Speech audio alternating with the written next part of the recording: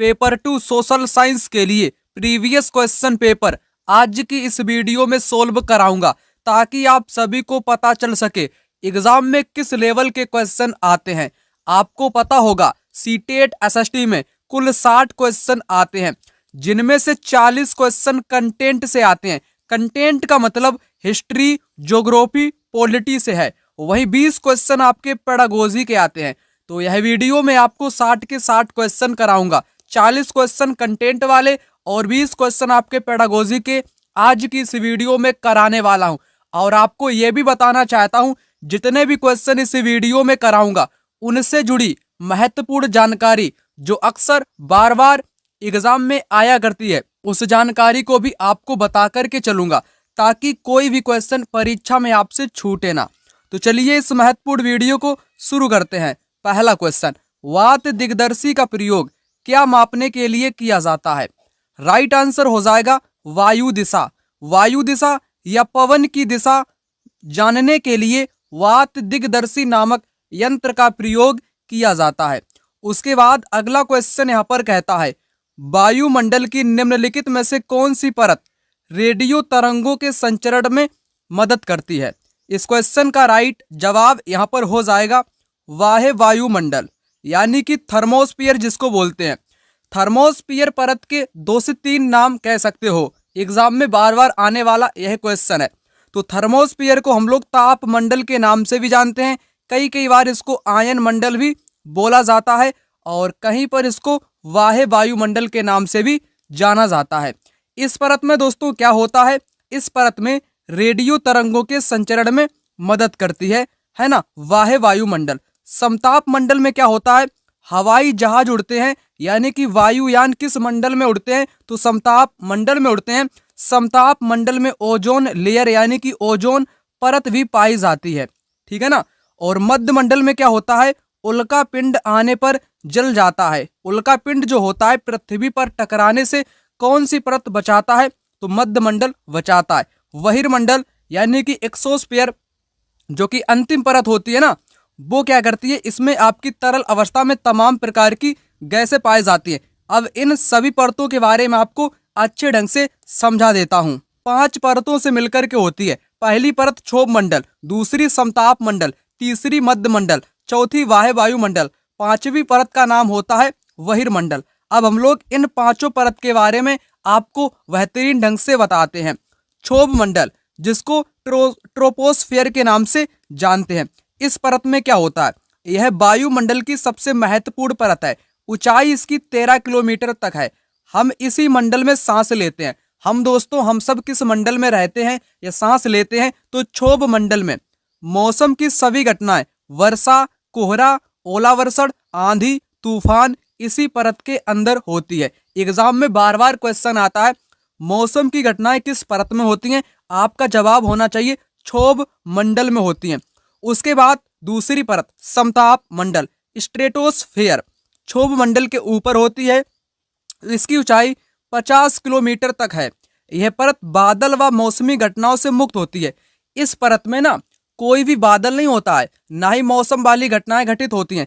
इसी कारण हवाई जहाज उड़ते हैं। यहाँ से भी क्वेश्चन एग्जाम में बार बार आया है, क्वेश्चन भी आपको उसी के साथ कराऊंगा। इसमें ओजोन गैस की परत पाई जाती है, जो कि सूर्य से आने वाली जो हानिकारक परावैंगनिक किरणें होती हैं उनसे हमारी रक्षा करती है। उसके बाद तीसरी परत है मध्य मंडल, जिसको मेसोस्फीयर बोलते हैं।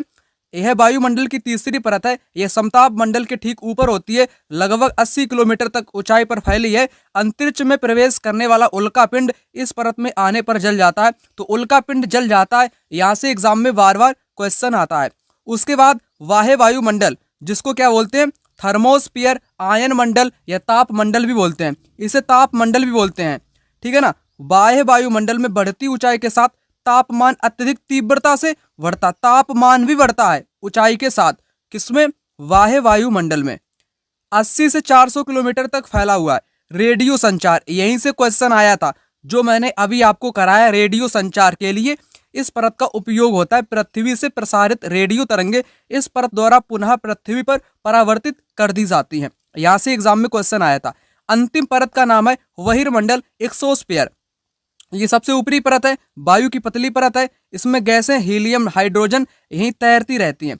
तो ये सब क्वेश्चन मैंने अभी आपको यानी कि कंटेंट आपको बताया, इनसे रिलेटेड एग्जाम में हमेशा ही तमाम प्रकार के क्वेश्चन आए हैं। क्वेश्चन आपकी स्क्रीन पर रहा, ठीक है ना, उससे जुड़े और आपको यहाँ पर क्वेश्चन कराता हूँ। जैसे विकल्प वाला क्वेश्चन आया था, ओजोन परत का मिलान हो जाएगा समताप मंडल के साथ। रेडियो वाली तरंगों के बारे में अभी जस्ट आपको बताया, तो यह किसके साथ जाएगा, तो यह जाएगा आपके वहीर मंडल के साथ जाएगा। क्षोभ मंडल में मौसम वाली घटनाएं होती हैं, पतली वायु बाह्य वायुमंडल में पाई जाती है। तो यह आपको सारा का सारा कंटेंट कहाँ पर मिलेगा, जितना कंटेंट अभी तक मैंने बताया, और ये अन्य प्रकार के क्वेश्चन जो कि चैप्टर वाइज आपको करा रहा हूँ, ये नोट्स मैंने खुद से तैयार की है आप सभी लोगों के लिए। मोबाइल नंबर आपकी स्क्रीन पर शो हो रहा होगा, उस नंबर से नोट्स आप लोग ले सकते हो। समताप मंडल की परिस्थितियां हवाई जहाज उड़ाने के लिए आदर्श होती हैं, किस लिए, क्योंकि जो समताप मंडल होता है वो मौसम व बादल से मुक्त होता है। ये वाला राइट आंसर हो जाएगा। तो नोट्स की प्राइस की मैं बात करूं, बार बार आप लोग प्राइस पूछ लेते हो, तो 199 199 मात्र। इसमें आपको क्या क्या मिलेगा, history complete, geography complete, polity complete, SST pedagogy complete आपको मिलेगा। नोट्स चैप्टर वाइज रहेंगे। अगला, अंतरिक्ष से प्रवेश करने वाले उल्का पिंड किस परत में आने पर जल जाते हैं, तो मध्य मंडल आपको बताया ना मैंने, मेसोस्फियर जो होता है इसमें उल्का पिंड आने पर जल जाता है। उसके बाद अगला, वायुमंडल की निम्नलिखित में से कौन सी परत तरंगों के संचरण में, तो जस्ट क्वेश्चन अभी आपको कराया था, तो वाह्य वायुमंडल यहाँ पर हो जाएगा। उसके बाद अगला क्वेश्चन, अंतरिक्ष से प्रवेश करने वाला उल्का पिंड जल जाता है, बढ़ती ऊंचाई के साथ तापमान भी घटता है। तो कौन सा हो जाएगा भाई, उल्का पिंड जल जाता है, यानी कि मेसोस्फियर यानी कि मध्य मंडल। जस्ट ये सारी चीजें अभी मैंने आपको बताएं। बहुत सारे क्वेश्चन भी यहाँ से आए हुए हैं। हवाई जहाज उड़ाने के लिए समताप मंडल को आदर्श माना जाता है, क्योंकि मौसम संबंधी घटनाओं से मुक्त होता है, बादलों से मुक्त होता है, ठीक है ना, विभिन्न प्रकार की गैसों से भी मुक्त होता है। तो इस क्वेश्चन का राइट आंसर आपका क्या हो जाएगा, ए और वी, ए एंड वी गैसें इसमें आपकी पाई जाती है। ओजोन गैस की परत पाई जाती है ना, तो ए भी इस क्वेश्चन का राइट आंसर हो जाएगा। चलिए, अब मैंने आपको बहुत सारी जानकारी यहाँ पर बता दी, नोट्स आप लोग ले लेना जितने भी लोगों ने अभी तक नहीं लिए हैं। अगला क्वेश्चन यहाँ पर कहता है, पृथ्वी की विभिन्न परतों को क्रम में अंतरिक्ष से बाहरीतम परत तक पहचानिए। आपको अंदर से बाहर की ओर आना है, तो सबसे अंदर जो परत है उस परत को बोलते हैं आंतरिक क्रोड, है ना, आंतरिक क्रोड। उसके बाद बाहरी क्रोड, बाहरी क्रोड के बाद दोस्तों मेंटल, सबसे ऊपर होती है परपटी। इसलिए इस क्वेश्चन का राइट आंसर फोर्थ ऑप्शन हो जाएगा, inner core, outer core, mental and crust. तो इस चित्र के माध्यम से आपको बताना चाहता हूं, जैसे ये चित्र यहाँ पर दिखाया गया है, जो सबसे ऊपरी परत होती है इस डिब्बे में क्या आएगा, इस डिब्बे में आएगा आपका परपटी, है ना, परपटी सबसे ऊपर होती है। उसके बाद दूसरे नंबर पे आपकी होती है मेटल, यानी कि मेंटल जिसको बोलते हैं, और तीसरे नंबर पे होती है क्रोड। क्रोड के भी दो भाग होते हैं, एक होता है बाहर आंतरिक क्रोड और एक होता है बाहरी क्रोड। ये हो जाएगा आपका बाहरी क्रोड और ये वाला हो जाएगा आपका आंतरिक क्रोड। तो सबसे पहले आपको अंदर से बाहर की ओर जाना है। अंदर सबसे कौन होगा, तो आप कहोगे आंतरिक क्रोड होगा। उसके बाद आपका हो जाएगा बाहरी क्रोड, उसके बाद मेंटल, उसके बाद परपटी। यहाँ से भी एग्जाम में बहुत सारे क्वेश्चन आए हैं, इससे जुड़ी अन्य प्रकार की जानकारी यहाँ पर आपको बताना चाहूंगा। अब आप लोग यहाँ पर ध्यान से देखना, पृथ्वी का जो आंतरिक भाग होता है वो विभिन्न परतों से मिलकर के बना होता है। उन्हीं परतों के बारे में आपको बताता हूँ जहां से एग्जाम में क्वेश्चन आता है। पहले नंबर पे है परपटी, थोड़ा कलर चेंज कर लेता हूं यहाँ पर, ठीक है ना। तो पहले नंबर पे है परपटी, जिसको क्रस्ट बोलते हैं। पृथ्वी की ऊपरी सतह को परपटी कहते हैं। यह पतली परत होती है, कैसी, थिन यानी कि पतली। यह महाद्वीपीय सतह में 35 किलोमीटर एवं समुद्री सतह में 5 किलोमीटर तक है। ये लाइन बहुत महत्वपूर्ण है, यहाँ से बार बार एग्जाम में क्वेश्चन आया है। क्वेश्चन से अन्य प्रकार के क्वेश्चन भी आपको कराऊंगा, मैंने आपको शुरू में ही बोला था, है ना। 35 किलोमीटर तक ये महाद्वीप में फैली है, यानी कि स्थल वाले भाग में 35 किलोमीटर और समुद्र वाले भाग में 5 किलोमीटर तक है। उसके बाद महाद्वीपीय सैंती कॉन्टिनेंटल जो मास है ना, जो कि सिलिका एल्यूमिना खनिजों से बनी है, इसलिए इसको सियाल बोलते हैं। जो महाद्वीप सहंती है यह आपके दो खनिजों से मिलकर बनी है, जिसको सियाल बोलते हैं, सिलिका एंड एल्यूमिना, ठीक है ना। उसके बाद जो महासागर की परपटी है ओशियन क्रस्ट, यह सिलिका और मैग्नीशियम से बनी है, इसलिए इसको सीमा के नाम से जानते हैं। यहाँ पर आप लोग समझ लो, जो परपटी है, परपटी जो है आपकी, इसके दो भाग हैं। इसके दो भाग हैं, एक है महाद्वीपीय संहति, दूसरा है महासागर परपटी। तो महाद्वीपीय संहति को सियाल बोलते हैं, सिलिका एंड एल्यूमिना। महासागर परपटी को सीमा बोलते हैं, सिलिका एंड मैग्नीशियम। ठीक है ना। उसके बाद आपकी परत आती है मेंटल। परपटी के ठीक नीचे मेटल होता है, जो 2900 किलोमीटर की गहराई तक फैला हुआ है। और अंतिम परत मैंने आपको बताई थी क्रोड, जिसके दो भाग, बाहरी और आंतरिक। यह पृथ्वी की सबसे आंतरिक परत है। 3500 किलोमीटर इसकी त्रिज्या है। यह मुख्यतः निकिल एवं लोहे की बनी है, इसलिए इस परत को निफे के नाम से जानते हैं। यहाँ से बहुत सारे एग्जाम में क्वेश्चन आए हुए हैं। अब क्वेश्चन भी तो आपको यहाँ पर करा दूं इससे जुड़े हुए। तो क्वेश्चन आपकी स्क्रीन पर आ चुका होगा। देखो, पृथ्वी की सबसे आंतरिक परत, जिसको बोलते हैं निफे। क्या बोलते हैं? Nife. Nickel and ferrous. Nife ऐसे लिखते हैं NiFe। Ni से निकिल, Fe से फेरस का मतलब लोहा। निकिल और लोहा यहाँ पर राइट जवाब हो जाएगा। उसके बाद परपटी से क्रोड तक मुख्य खनिजों की उपलब्धता का सही क्रम है।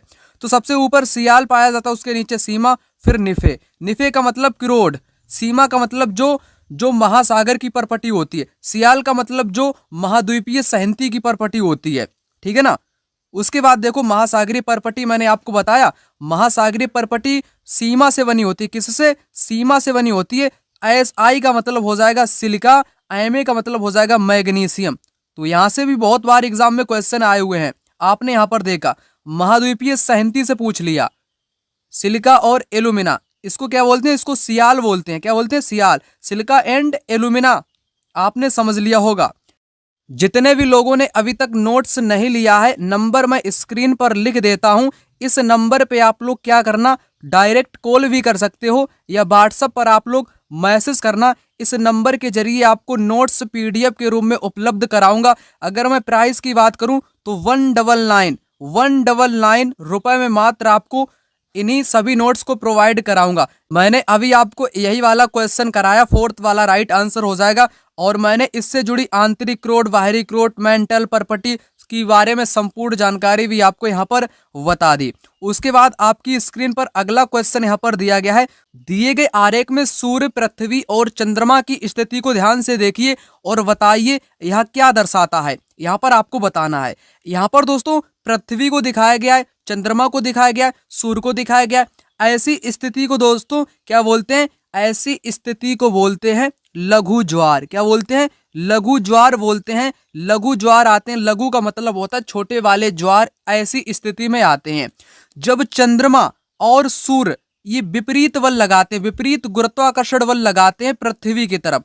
तब क्या होता है? तब आपके लघु ज्वार आते हैं, क्योंकि ये विपरीत लगा रहे हैं। अगर यहाँ पर स्थिति होती है, सूर्य ये रहा है, ठीक है ना, ये पृथ्वी है, अगर चंद्रमा यहाँ पर होता, तीनों एक सीध में होते, तब लघु नहीं, तब दीर्घवृत्त ज्वार आते हैं, यानी कि बड़े बड़े ज्वार आते हैं जब तीनों एक सीध में होते हैं। यहाँ पर स्थिति है विपरीत। ये रहा, चंद्रमा भी अपना यहाँ पर पृथ्वी की ओर बल लगा रहा है और सूर्य भी बल लगा रहा है, यानी कि दोनों विपरीत गुरुत्वाकर्षण बल लगाने के कारण ऐसी स्थिति में लघु ज्वार भाटा आता है। चलिए इस चीज को भी आपको बेहतरीन ढंग से समझा देता हूं। यहाँ पर आप लोग बेहतरीन ढंग से अब समझ पाओगे जब मैं कंटेंट आपको अच्छे ढंग से यहाँ पर समझाऊंगा। सबसे पहले वृहद ज्वार भाटा की मैं बात कर लेता हूँ। जब पृथ्वी का जल चंद्रमा के निकट होता है, चंद्रमा के निकट होता है पृथ्वी का जल, उस समय चंद्रमा के गुरुत्वाकर्षण बल के कारण जल अविकर्षित होता है, जिसके कारण उच्च ज्वार आते हैं, जिसको वृहद ज्वार बोलते हैं। पूर्णिमा व अमावस्या के दिनों में सूर्य, चंद्रमा, पृथ्वी तीनों एक सीध में होते हैं, इस ज्वार में वृहद ज्वार आते हैं। वृहद ज्वार का चित्र यहाँ पर दोस्तों दिखाया गया है। देखो तीनों एक सीध में है, सूर्य भी और चंद्रमा भी और पृथ्वी भी। सूर्य, पृथ्वी, चंद्रमा जब तीनों एक सीध में होते हैं तब क्या स्थिति उत्पन्न होती है? वृहद ज्वार भाटा की उत्पन्न होती है। उसके और यहाँ पर बताया गया है लघु ज्वार भाटा, यानी कि छोटा वाला, चंद्रमा, पृथ्वी, सूर्य। यही वाला एग्जाम में क्वेश्चन आया था ना, अभी आपको मैंने जो कराया।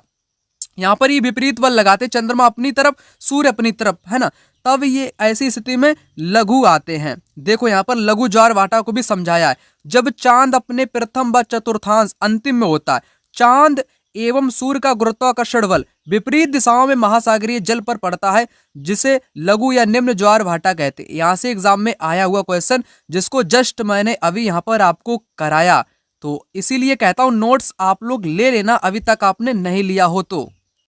अगला क्वेश्चन यहाँ पर है, जब नदी मैदान में प्रवेश करती है तो यह मुड़ जाती है और बड़े मोड़ बनाकर बहती है, जो कहलाता है। आपको पता होगा सबसे पहले जो नदियां निकलती हैं ये पहाड़ों से निकल के आती हैं। जब पहाड़ से नीचे की ओर नदी गिरती है, पहाड़ से जब, जैसे ये रहा ऊंचा वाला पहाड़ कोई मान लो, और ये रहा नीचे वाला मैदान, ठीक है ना। जब पहाड़ से नदी नीचे गिरती है तो क्या बनाती है, ये नदी यहाँ पर गिर रही है इस प्रकार से, तब ये बनाती है दोस्तों, क्या बनाती है आपको यहाँ पर बताना है। तब नदी बनाती है जिसको जलप्रपात बोलते हैं। क्या बोलते हैं, जलप्रपात, यानी कि वाटरफॉल। वाटरफॉल का सबसे पहले नदी निर्माण करती है। जब नदियां मैदान में आ जाती हैं तो इस प्रकार से बहने लगती हैं सांप की तरह, जैसे सांप रेंगता है ना टेढ़ा मेढ़ा, उसी प्रकार नदियां मैदान में चलने लगती हैं या प्रवेश करने लगती हैं पर्वतों से गिरने के पश्चात। तो उसको बोलते हैं विसर्प आकृति, यानी कि सांप की जगह सांप की तरह वो रेंगने लगती हैं मैदान में जब नदियां आती हैं, ठीक है ना। और नदियों के द्वारा चाप झीलों का भी निर्माण किया जाता है। राइट आंसर मींडर्स यहाँ पर हो जाएगा। उसके बाद अगला क्वेश्चन आपकी स्क्रीन पर यहाँ पर कहता है, अधिकांश दुर्गम क्षेत्रों में और आपदाओं के समय लोगों को बचाने और भोजन, जल, कपड़े एवं दवाओं को वितरित करने के लिए यातायात का कौन सा साधन बेहद उपयोगी है। तो आपका जवाब होगा वायु मार्ग, क्योंकि यहाँ पर बात करी गई है आपदाओं के टाइम। अगर किसी पहाड़ी क्षेत्र में आपदा आ जाए तो वहाँ का जो परिवहन संचार रहेगा वो पूरी तरह बाधा हो जाएगी। ना तो वहाँ पर ट्रेन पहुँच पाएगी, ना तो बस गाड़ी पहुँच पाएगी। तो क्या पहुँचेगा, वायु मार्ग पहुँचेगा। जल, कपड़ा, दवाएं वगैरह सारी की सारी चीजें वहाँ पर वितरित करवाएगा, क्योंकि क्षेत्र आपके दुर्गम है, जैसे जंगल वाले क्षेत्र हो गए, पहाड़ी क्षेत्र हो गए, आप लोग समझ पा रहे होंगे। उसके बाद अगला क्वेश्चन आपकी स्क्रीन पर, भूगोल की वह शाखा जो विशिष्ट मानव जनसंख्या की संरचना के विषय से संबंधित है वो जनसांख्यिकी कहलाती है। जनसांख्यिकी, जो जनसांख्यिकी होता है ना, ये ज्योग्राफी का ही एक भाग है। किसका भाग है, ज्योग्राफी का ही आपका भाग है। आपने अगर ज्योग्राफी को अच्छे ढंग से पढ़ा होगा IMA वगैरह में या BA वगैरह में, तब आपको पता होगा कि ज्योग्राफी में ही जैव भूगोल भी आता है, मानव भूगोल भी आता है। भूगोल के दो पार्ट होते हैं, भौतिक भूगोल, मानव भूगोल, physical geography and human geography, है ना। तो हमन जो मानव भूगोल होता है ना, मानव भूगोल के अंतर्गत ही जनसांख्यिकी भूगोल आता है। जिस जनसांख्यिकी में लिंगानुपात, जनसंख्या, स्त्री पुरुषों के बारे में अध्ययन किया जाता है ना। तो जनसांख्यिकी राइट जवाब हो जाएगा। अभी तक आपने इस वीडियो को लाइक नहीं किया है यार, लाइक तो आप लोग कर ही दो ना। यहाँ तक अगर आपने वीडियो को देख लिया है तो फटाक से एक एक लाइक आप सभी लोग अपने दिल से कर दो, और कमेंट बॉक्स में एक प्यारा सा कमेंट कर दो, है ना। जहाँ से आप रहने वाले हो उस जगह की विशेषता क्या है, उस जगह के बारे में क्या क्या खूबी है, उसको भी आप कमेंट बॉक्स में लिख सकते हो, ताकि नए नए लोगों को यहाँ पर पता चल सके कि उस जगह की यह खूबी है। तो कमेंट बॉक्स में आपके लिए खुला हुआ है, कमेंट बॉक्स में कमेंट कर सकते हो। नए स्टूडेंट नोट्स आप लोग ले लेना, है ना, बेहतरीन ढंग से आप लोग चीजों को समझ पाओगे। अगला अभिकथन ए, सूर्य गुजरात में अरुणाचल प्रदेश में लगभग 2 घंटे बाद अस्त होता है। निकलता भी पहले है और अस्त भी बाद में होता है। कारण, अरुणाचल प्रदेश गुजरात की तुलना में उच्च अक्षांश पर स्थित है। कारण तो यहाँ पर गलत है ना, कारण तो गलत है। कैसे गलत है वो मैं आपको यहाँ पर समझा देता हूँ। देखो, यहाँ पर कथन तो आपके दोनों सही हैं, इसलिए राइट आंसर आपका दूसरा वाला हो जाएगा, दोनों सत्य हैं। लेकिन RA को स्पष्ट नहीं करता है। काहे के लिए नहीं स्पष्ट करता है, यहाँ पर आप लोग समझना। देखो, सूर्य जो है गुजरात में अरुणाचल प्रदेश से लगभग 2 घंटे बाद अस्त होता है। गुजरात में 2 घंटे बाद अस्त होता है। सबसे पहले, जैसे भारत का चित्र यहाँ पर बनाना चाहूँ मैं इस प्रकार से, यहाँ पर रहा अरुणाचल प्रदेश, सूर्य जो उगेगा सबसे पहले किरणें कहाँ पर जाएंगी, सूर्य हमेशा पूरब में उदित होता है, इसलिए पूर्वी क्षेत्र में सबसे पहले प्रकाश, तो अरुणाचल प्रदेश में सबसे पहले प्रकाश पहुंचेगा। उसके बाद धीरे धीरे पहुंचेगा आपके गुजरात में, इसलिए गुजरात में 2 घंटे बाद अस्त होगा, ठीक है ना।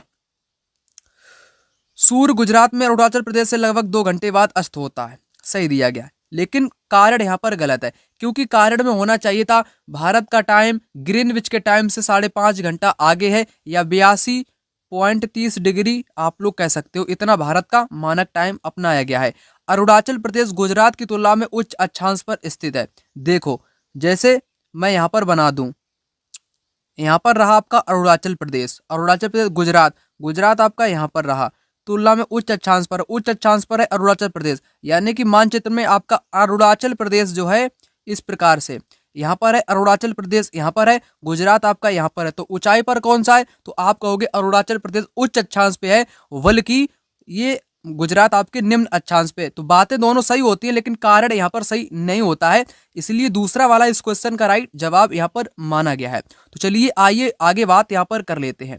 आगे यहाँ पर क्वेश्चन है, निम्नलिखित में से कौन सा ऊर्जा का गैर परंपरागत स्रोत है।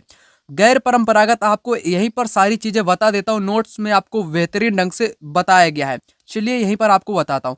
गैर परंपरागत मैंने आपको बताया होगा है ना पिछली वीडियो में, और परंपरागत भी मैंने आपको बताया था।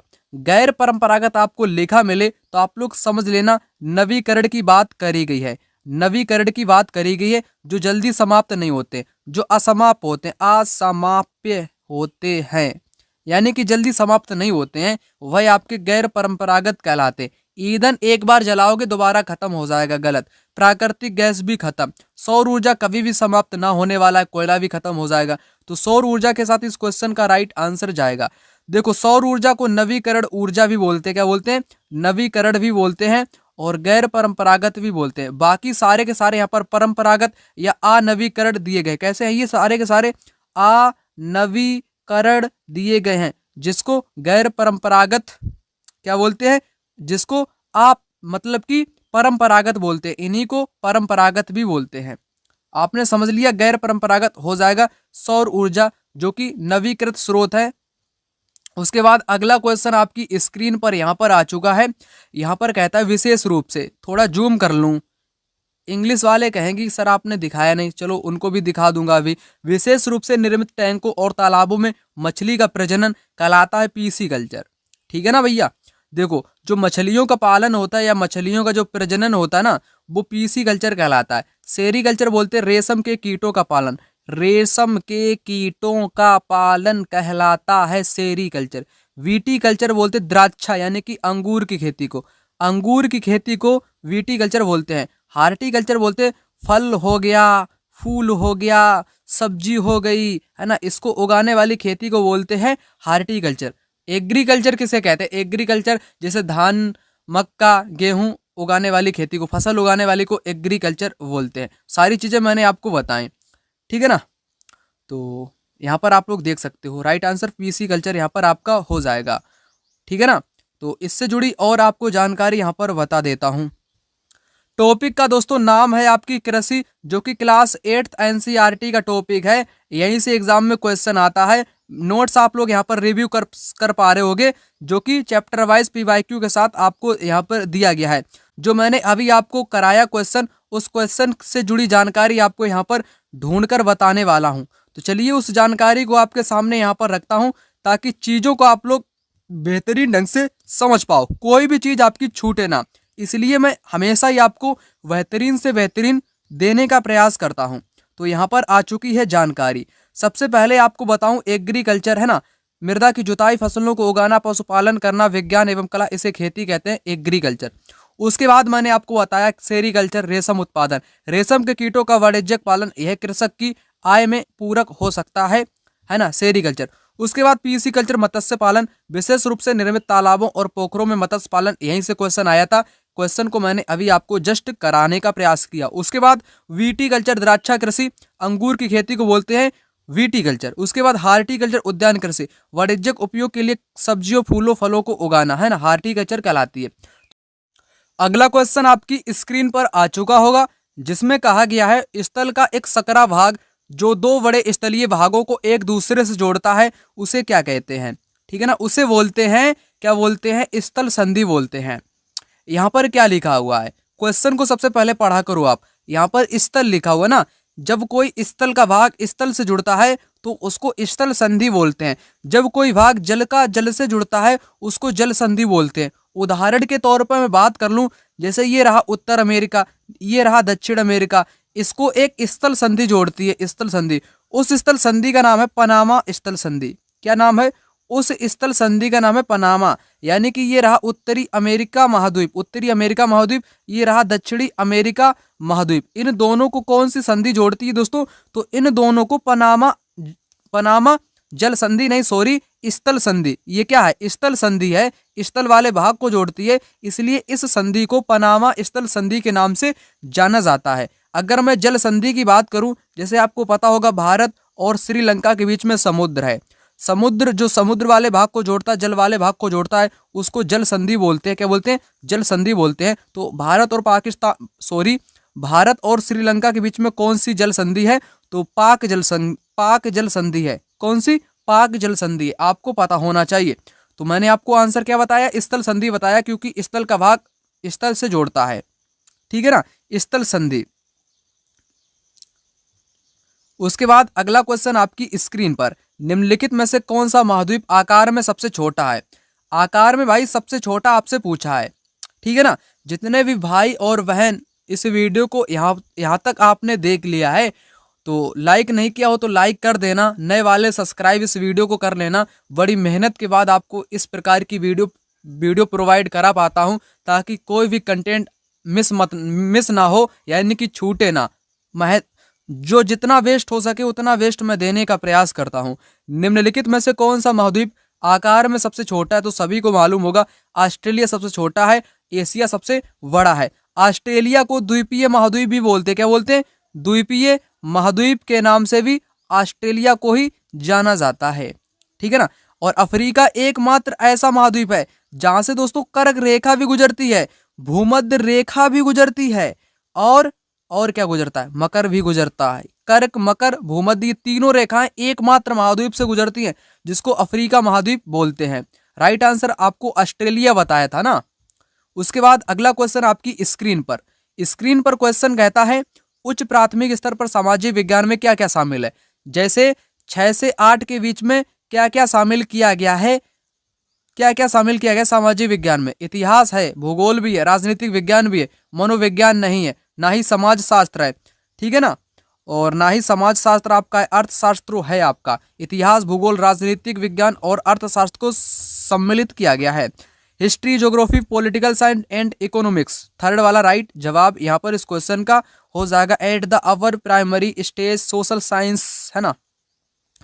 उसके बाद अगला देखिए, आगमनात्मक अधिगम निम्नलिखित में से किस विधा का विरोधाभासी है? देखो, मैं एक बात आपको खुल के बताना चाहता हूँ, कोई आपको नहीं बताएगा। अगर आप वाकई में जो पेडागोजी होता है ना आपका, पेडागोजी या सीडीपी होता है, या लैंग्वेज में थोड़ी बहुत पेडागोजी आ जाती है, एसएसटी में पेडागोजी आ जाती है। एसएसटी में कुछ क्वेश्चन आपके एनसीईआरटी हिस्ट्री ज्योग्राफी से होते हैं।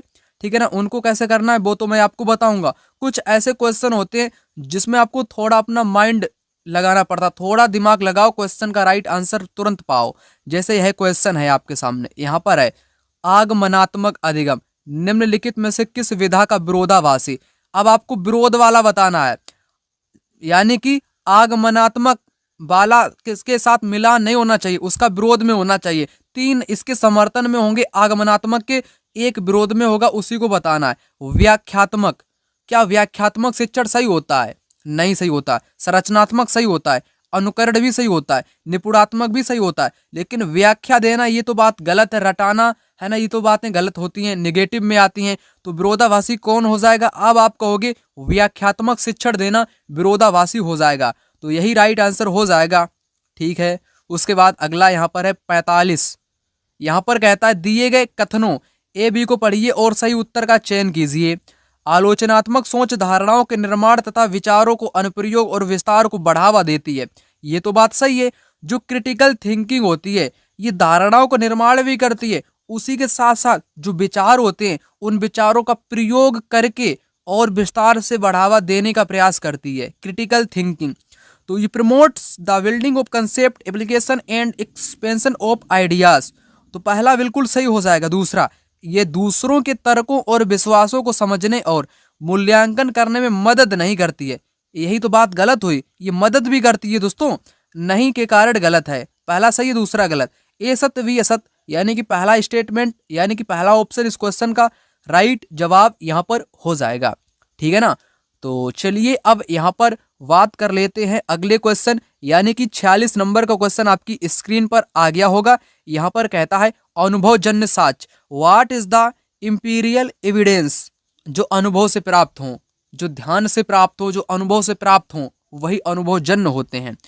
तो जो इंद्रियां अपने मन कह लो या अंदर कह लो, जो ध्यान होता है, अनुभव होता है, के माध्यम से वास्तविक दुनिया में एकत्रित आंकड़े ही राइट आंसर हो जाएगा, और सब यहाँ पर गलत है आपका, क्योंकि अनुभव की बात करी गई है। उसके बाद नेक्स्ट है यहाँ पर 47, जो कि भौतिक विशेषताओं के मॉडल प्रतिकृतियां शिक्षण के लिए सबसे उपयुक्त हैं। तो भौतिक यानी कि model replicas of physical features are most suitable for teaching.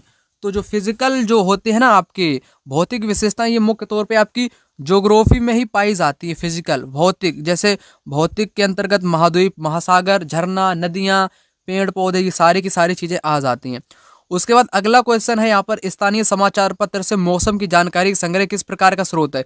ये क्वेश्चन तो आप लोग मोस्ट इंपोर्टेंट कर लेना, क्योंकि ये वाले बार बार क्वेश्चन आते हैं, प्राथमिक स्रोत और द्वितीयक स्रोत क्या होता है। ठीक है ना, इसको यहाँ पर आपको समझा दूं बड़ा करके, ठीक है ना। तो यहाँ पर आप लोग समझना, अच्छे ढंग से समझना।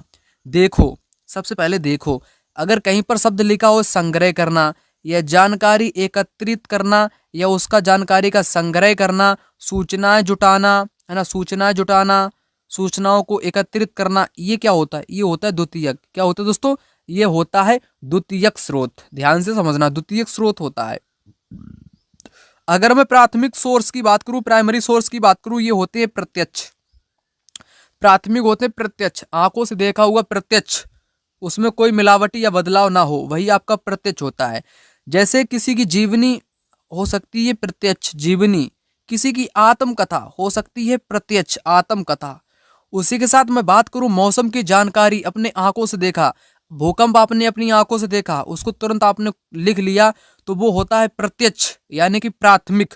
अगर वही जानकारी आपने अखबार से जुटाया या किताबों को पढ़ पढ़ के जुटाया, इधर उधर की इकट्ठा करना ही आप लोग समझ लो कि द्वितीयक है। जैसे कोई किताब है, जैसे एनसीईआरटी की कोई किताब है, वो आपकी कैसा स्रोत होगी? वो होगी सेकेंडरी सोर्स, क्योंकि उसमें विभिन्न जानकारी को जुटाया गया है, कोई प्रत्यक्ष नहीं है। ठीक है ना, आपने समझा? तो द्वितीयक यहाँ पर राइट आंसर हो जाएगा। उसके बाद अगला क्वेश्चन यहाँ पर आपकी स्क्रीन पर कहता है सीखने की अक्षमता वाले शिक्षार्थी किस प्रकार की कक्षा में अन्य छात्रों के साथ सीखते हैं। यानी कि अक्षमता, कुछ डिसेबिलिटीज वाले यहाँ पर क्या है दोस्तों, स्टूडेंट हैं, तो उनको बच्चों के साथ क्या करना चाहिए? अलग बैठाओगे या एक ही साथ में बैठाओगे या आधुनिक मॉडर्न में? तो राइट जवाब आपका होगा समावेशी, इंक्लूसिव, एक साथ बिठाओगे। चाहे बच्चा अक्षमता वाला हो, चाहे क्षमता वाला हो, चाहे कैसा भी हो, कोई आपके लिए विशेष नहीं होगा। आप टीचर हो, अध्यापक या अध्यापिका हो, तो आपके लिए बच्चे समान होंगे। ठीक है ना, भेदभाव नहीं करना चाहिए, यही तो सिखाया जाता है आपको पेडागोजी में। उसके बाद 50 नंबर का क्वेश्चन यहाँ पर, ये जो है आपके पियाजे का कथन दिया गया, सभी बच्चे विकास के समान अनुक्रम से गुजरते हैं लेकिन विभिन्न दरों से, इसलिए शिक्षक को पूरी तरह से कक्षा के लिए नहीं बल्कि व्यक्तिगत बच्चों और छोटे समूह के लिए गतिविधियों की योजना बनानी चाहिए। यह सिद्धांत किसने दिया? जीन पियाजे ने दिया था। ठीक है ना, चलिए उसके बाद बात कर लेते हैं 51 नंबर के क्वेश्चन की। ये पेडागोजी के क्वेश्चन है। कक्षा में सहकारी शिक्षा को बढ़ावा देने के लिए एक शिक्षक को चाहिए छात्रों को बहस और चर्चाओं में लगाए, उन्हें व्यक्तिगत परियोजनाएं दे, काम के लिए कक्षा को छोटे समूह विभाजित करे, परियोजनाओं को करने के लिए उन्हें विभिन्न स्रोत प्रदान करे। तो इन चार में से जो सबसे उपयुक्त आपको लगा होगा ना, वो आपको यहाँ पर सबसे उपयुक्त क्या लगा होगा? तो यहाँ पर आपको सबसे उपयुक्त क्या लगा होगा, वही आपको यहाँ पर जवाब देना है। यहाँ पर क्वेश्चन में कहा गया सहकारी शिक्षा, है ना, कोऑपरेटिव लर्निंग को आपको प्रमोट करना है क्लासरूम में। तो छात्रों को आपको बहस में लगाना है और चर्चाओं में लगाए एक दूसरे से। ठीक है ना, यही सबसे बढ़िया तरीका है, शिक्षक को यही करना चाहिए। उनको स्रोत प्रदान करना ये उतना यहाँ पर सही नहीं है, पहला वाला सही हो जाएगा। अगला है एक आत्मसात निर्देशित या आत्म अनुशासित सोच जो एक उचित तरीके से गुणवत्ता के उच्चतम स्तर पर तर्क करने का प्रयास करती है, उसे कहते हैं आलोचनात्मक सोच। क्रिटिकल थिंकिंग की परिभाषा यहाँ पर दी गई है। उसके बाद अगला क्वेश्चन यहाँ पर है अजंता की गुफा चित्रों से इस्तेमाल किए गए रंग निम्नलिखित में से किस सामग्री से प्राप्त किए गए थे। देखो प्राचीन काल में जो रंगों का इस्तेमाल किया जाता था अजंता गुफा में, ये पौधों और खनिजों से प्राप्त किए जाते थे रंग, है ना। जो कलर का इस्तेमाल किया जाता था ये आपके प्लांट्स एंड मिनरल्स यानी कि पौधों और खनिज। उसके बाद अगला क्वेश्चन आपकी स्क्रीन पर, सबसे पुरानी पांडुलिपियां किस पर लिखी जाती थी? ये ताड़ पत्रों पर लिखी जाती थी, भुर्ज नामक पेड़ की छाल पर। भुर्ज नामक पेड़ की छाल पर लिखी जाती थी पांडुलिपियां। इनमें से रिलेटेड एग्जाम में बहुत क्वेश्चन आए हैं, तो उस क्वेश्चन को भी आपको करा दूं, काहे के लिए आपको ना कराऊं, ठीक है ना। सारे के सारे आपको करा देता हूं। नोट्स मैंने यहाँ पर ओपन कर दिया, इसमें आप लोग जानकारी अच्छे ढंग से समझना। अतीत के बारे में कैसे हम लोग जानते हैं? पांडुलिपि यानी कि मैन्युस्क्रिप्ट, अभिलेख और अतीत में बनी वस्तुएं। तो मैंने आपको पांडुलिपि के बारे में यानी कि मैन्युस्क्रिप्ट बताना वाला था। अतीत की पुस्तक हाथ से लिखी होने के कारण पांडुलिपि कही जाती थी। मैन्युस्क्रिप्ट शब्द लैटिन भाषा के मेनू से निकला जिसका अर्थ है हाथ, ठीक है ना। और यहाँ पर वही जानकारी, पांडुलिपियां प्रायः ताड़ पत्रों अथवा हिमालय क्षेत्र में उगने वाले भोज नामक पेड़ की छाल से तैयार भोजपत्र पर लिखी जाती थी। जो क्वेश्चन अभी मैंने आपको कराया था उसमें क्वेश्चन में था पांडुलिपियां किस पर थी, तो ताड़ पत्रों पर लिखी जाती थी प्राचीन काल की पांडुलिपियां, ठीक है ना। तो क्वेश्चन आपको मिल गया। और इन पांडुलिपियों को कीड़े मकोड़े वगैरह खा लिया करते थे। अधिकतर पांडुलिपियां कहाँ से प्राप्त की गई? तो मंदिर से प्राप्त की गई हैं। तो ये क्वेश्चन देखो एग्जाम में उसी से रिलेटेड आया था, पांडुलिपियों और अभिलेखों के बारे में, ठीक है ना। और देखो यहाँ पर भी है, प्राचीन हस्तलिपि 2011 में पहली बार आया था क्वेश्चन। तो वे प्रायः ताड़ पत्रों पर लिखी गई थी। यहाँ पर नहीं वाला बताना, ताड़ पत्रों पर लिखी गई थी सही है, और कुछ पत्थर धातु पे उकेरी गई थी सही है। वे हस्तलिखित थी, उसके बाद मुद्रित की गई थी, ये बात गलत है। और बाकी सारी की सारी यहाँ पर सही है। तो पांडुलिपि से भी एग्जाम में क्वेश्चन आया करता है, आपने यहाँ पर देख लिया होगा। अगला क्वेश्चन आपकी स्क्रीन पर, मानव इतिहास में निम्नलिखित में से कौन सी अवधि काल सबसे लंबी है? तो मानव इतिहास की जो सबसे लंबी अवधि बताई गई है इतिहास में, वह अवधि दोस्तों सबसे पुरानी पुरापाषाण काल की है ना। पैलोलियोथिक जो पीरियड्स था ना, उस काल में मानव की जो घटनाएं घटित हुई थी, 99% मानव इतिहास की घटनाएं घटित हुई हैं। घटनाएं घटित कितनी परसेंट? 99% घटनाएं घटित हुई हैं मानव इतिहास की पुरापाषाण काल में, ठीक है ना। उसके बाद यहाँ पर अगला क्वेश्चन आपकी स्क्रीन पर कुछ इस प्रकार से यहाँ पर दिया गया है, जो कि दिए गए कथनों ए और बी को पढ़िए, उत्तर का सही चयन करिए। मेहरगढ़ पाकिस्तान के बोलन दर्रे के पास एक उपजाऊ मैदान में स्थित है। पहला स्टेटमेंट राइट है। Mehrgarh is located in a fertile plain near Bolan pass of Pakistan. Evidence of farming and herding are found here. यह खेती और पशुपालन के साक्ष्य पाए गए हैं। दोनों आपके कैसे हो जाएंगे? बिल्कुल सही हो जाएंगे। तो मेहरगढ़ वाला एग्जाम में बार बार क्वेश्चन आता है, तो मेहरगढ़ के बारे में आपको जानकारी यहाँ पर बताता हूँ। यहाँ पर आपको मेहरगढ़ के बारे में बताने वाला था। मेहरगढ़ ईरान जाने वाले बोलन दर्रे के पास एक हरा भरा समतल स्थान है। स्त्री पुरुषों ने सबसे पहले इस इलाके में गेहूं, जौ उगाना और भेड़ बकरी पालना सीखा। तो एग्जाम में यहाँ से भी बहुत सारे क्वेश्चन आए हैं। बोलन दर्रे के पास में है, पाकिस्तान में है। स्त्री पुरुष ने सबसे पहले गेहूं जौ उगाए, भेड़ बकरी जानवर को पाला, और यहाँ पर जानवरों की हड्डियां भी मिली, भेड़ बकरी हिरण सुअर की। मेहरगढ़ में चौकोर आयताकार घरों के अवशेष मिले थे। घर कैसे थे? आयताकार थे और चौकोर थे। हर घर में 4 से ज्यादा कमरे थे जिनमें कुछ भंडारण में काम में आया करते थे, है ना। मृतकों को यहाँ पर दफनाया जाता था। एक मृतक के साथ यहाँ पर बकरी को भी दफनाया गया था। मेहरगढ़ से रिलेटेड क्वेश्चन देखो दिसंबर में आया था, यहाँ पर आप देख पा रहे होगे। मेहरगढ़ पाकिस्तान के बोलन दर्रे के पास उपजाऊ मैदान में है, सही है। यहाँ खेती और पशुपालन के साथ पाए गए, ये भी यहाँ पर दोनों आपके सही हो जाएंगे। उसके बाद मेहरगढ़ का क्वेश्चन दिसंबर 2024 में आया था। मेहरगढ़ वह स्थान जहाँ लोगों ने पहली बार चावल मक्का उगाया, नहीं, गेहूं चावल उगाया था, ये तो गलत हो जाएगा। मेहरगढ़ में हिरणों भेड़ों बकरियों की हड्डी पाएगी, सही हो जाएगा। मेहरगढ़ में घर चौकोर अथवा आयताकार थे, बी एंड सी इस क्वेश्चन का राइट आंसर हो जाएगा। आपको मैंने यहाँ पर दिखाया मेहरगढ़ वाले क्वेश्चन को। अगला क्वेश्चन यहाँ पर कहता है, भारत के निम्नलिखित राज्यों में से किस राज्य में हड़प्पा के नगर सबसे बड़ी संख्या में मिले हैं? तो हड़प्पा के जो नगर सबसे ज्यादा संख्या में मिले हैं भारत में, किस राज्य में? तो गुजरात में मिले हैं। गुजरात में आपको पता होगा लोथल गुजरात का ही एक हड़प्पा कालीन स्थल है। लोथल को हड़प्पा का बंदरगाह भी बोला जाता था। क्या बोला जाता था? बंदरगाह के नाम से भी इसी को ही जाना जाता था, ठीक है ना। हरियाणा में है राखीगढ़ी, यहाँ पर लिख दूं कुछ हड़प्पा स्थलों के नाम। राखीगढ़ी कहाँ पर है? राखीगढ़ी कहाँ पर है आपका? ठीक है ना, हरियाणा में। पंजाब में कौन सा? रोपड़। रोपड़ एक स्थल है दोस्तों हड़प्पा का, पंजाब में है। गुजरात में लोथल है ना। जम्मू कश्मीर में क्या है? आप कमेंट बॉक्स में कमेंट करके बता सकते हो। उसके बाद अगला क्वेश्चन यहाँ पर कहता है, ऋग्वेद मूल रूप से निम्नलिखित में से किस भाषा में? तो ऋग्वेद प्राक संस्कृत में लिखा गया था, संस्कृत में। पुस्तक में लिखा है प्राक संस्कृत। प्राक संस्कृत भाषा में ऋग्वेद को लिखा गया था, ठीक है ना। उसके बाद अगला क्वेश्चन आपकी स्क्रीन पर, यहाँ पर 6ठी शताब्दी ईसा पूर्व में मगध महाजनपद के पहले शासक थे। पहले शासक की अगर मैं बात कर लूं, पहले शासक कौन थे? तो बिंबिसार थे। कौन? बिंबिसार थे। उसके बाद अगला, बौद्ध धर्म के त्रिरत्नों में से नहीं है, 3 रत्न में से एक नहीं है। Which one of the following is not among the 3 jewels of Buddhism? Buddha, Dhamma, ahimsa, Sangha. तो संघ तो शामिल था, बौद्ध धर्म में संघ भी शामिल है, और ठीक है ना, बुद्ध भी शामिल हैं। धम्म, धम्म क्या था दोस्तों? धम्म, धम्म का एक, अशोक ने धम्म को अपनाया था, आपको पता होगा। अहिंसा क्या होती है? अहिंसा और हिंसा आपको पता होगी। अहिंसा, सत्य अहिंसा, महात्मा गांधी इसके पुजारी थे। अहिंसा का मतलब किसी भी जीव जंतु को मारना नहीं है ना, किसी की हत्या नहीं करनी है। तो वही वाला नहीं वाला आपको यहाँ पर बताना है। तो इसलिए इस क्वेश्चन का राइट जवाब आपका हो जाएगा अहिंसा। ये विचार बुद्ध ने नहीं बताया था, बौद्ध त्रिरत्न में यह विचार नहीं आता है, यह दरअसल जैन धर्म में आता है, ठीक है ना। उसके बाद देखो, निम्नलिखित में से कौन राज्यसभा सदस्यों का चुनाव करता है? राज्यसभा के सदस्यों का चुनाव कौन करता है?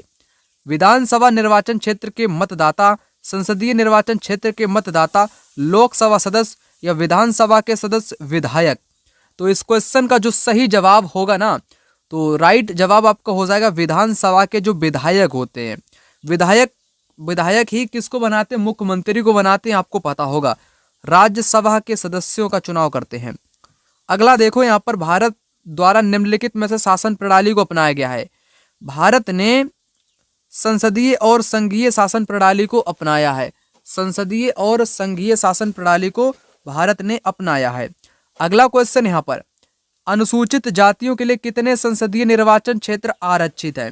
यहाँ पर आपको बताना है। राइट जवाब हो जाएगा 84, 84। अगला, भारत में अप्रसता प्रथा के कारण निम्नलिखित में से किस मौलिक अधिकार का उल्लंघन किया जाता है? तो अप्रसता जो छुआछूत था, आपको पता होगा, अनुच्छेद 17, ठीक है ना, में बात इसकी कही गई है। तो यह दोस्तों किसका उल्लंघन करता था? स्वतंत्रता का करता था या समानता का करता था या शोषण के विरुद्ध का अधिकार? तो इस क्वेश्चन का राइट आंसर आपका हो जाएगा समानता के अधिकार का उल्लंघन करता है। उसके बाद अगला क्वेश्चन 65 नंबर का, यहाँ पर कुछ इस प्रकार से कहता है, भारत के संविधान के अकॉर्डिंग निम्नलिखित में से कौन सा मौलिक अधिकार नहीं है? शिक्षा का है 21A में, शोषण के विरुद्ध भी है, धर्म की आजादी का सभी को अधिकार है, संपत्ति का अधिकार, ये कोई मौलिक अधिकार नहीं है, ये मौलिक अधिकार नहीं। राइट टू प्रॉपर्टी ये गलत है ना, नहीं वाला आपको बताना था, इसलिए 4th वाला राइट जवाब हो जाएगा। उसके बाद अगला देखो, अप्रसता के आधार पर भेदभाव को संदर्भित करती है। अप्रसता, तो यहाँ पर बताना है, अप्रसता जो होती है ना, ये जाति के आधार पर भेदभाव करती है, कास्ट सिस्टम के आधार पे करती है। तो चलिए उसके आगे बात कर लेता हूं। मुख्यमंत्री को कौन चुनता है? तो राज्यपाल मुख्यमंत्री की नियुक्ति करती है। जिस प्रकार राज्य में राज्यपाल होता है, उसी प्रकार केंद्र में कौन होता है? राष्ट्रपति होता है। उसके बाद अगला क्वेश्चन आपकी स्क्रीन पर, यहाँ पर कहता है, राज्यपाल को कौन नियुक्त करता है? तो केंद्र सरकार उसको नियुक्त करती है, यानी कि भारत का राष्ट्रपति राज्यपाल को यानी कि गवर्नर को नियुक्त करता है। क्या ये बात यहाँ पर सही होगी? आप कहोगे कि बिल्कुल सही होगी। उसके बाद अगला देखो, यहाँ पर प्रधानमंत्री का चुनाव कौन करता है? सांसद करते हैं, आपको पता होगा। एमपीस करते हैं, एमपीस है ना, सांसद। उसके बाद अगला क्वेश्चन आपकी स्क्रीन पर कुछ इस प्रकार से देखो, निम्नलिखित में से किसको भारत का पहला नागरिक माना जाता है? तो भारत का पहला नागरिक राष्ट्रपति को माना जाता है, और राज्य का राज्यपाल को।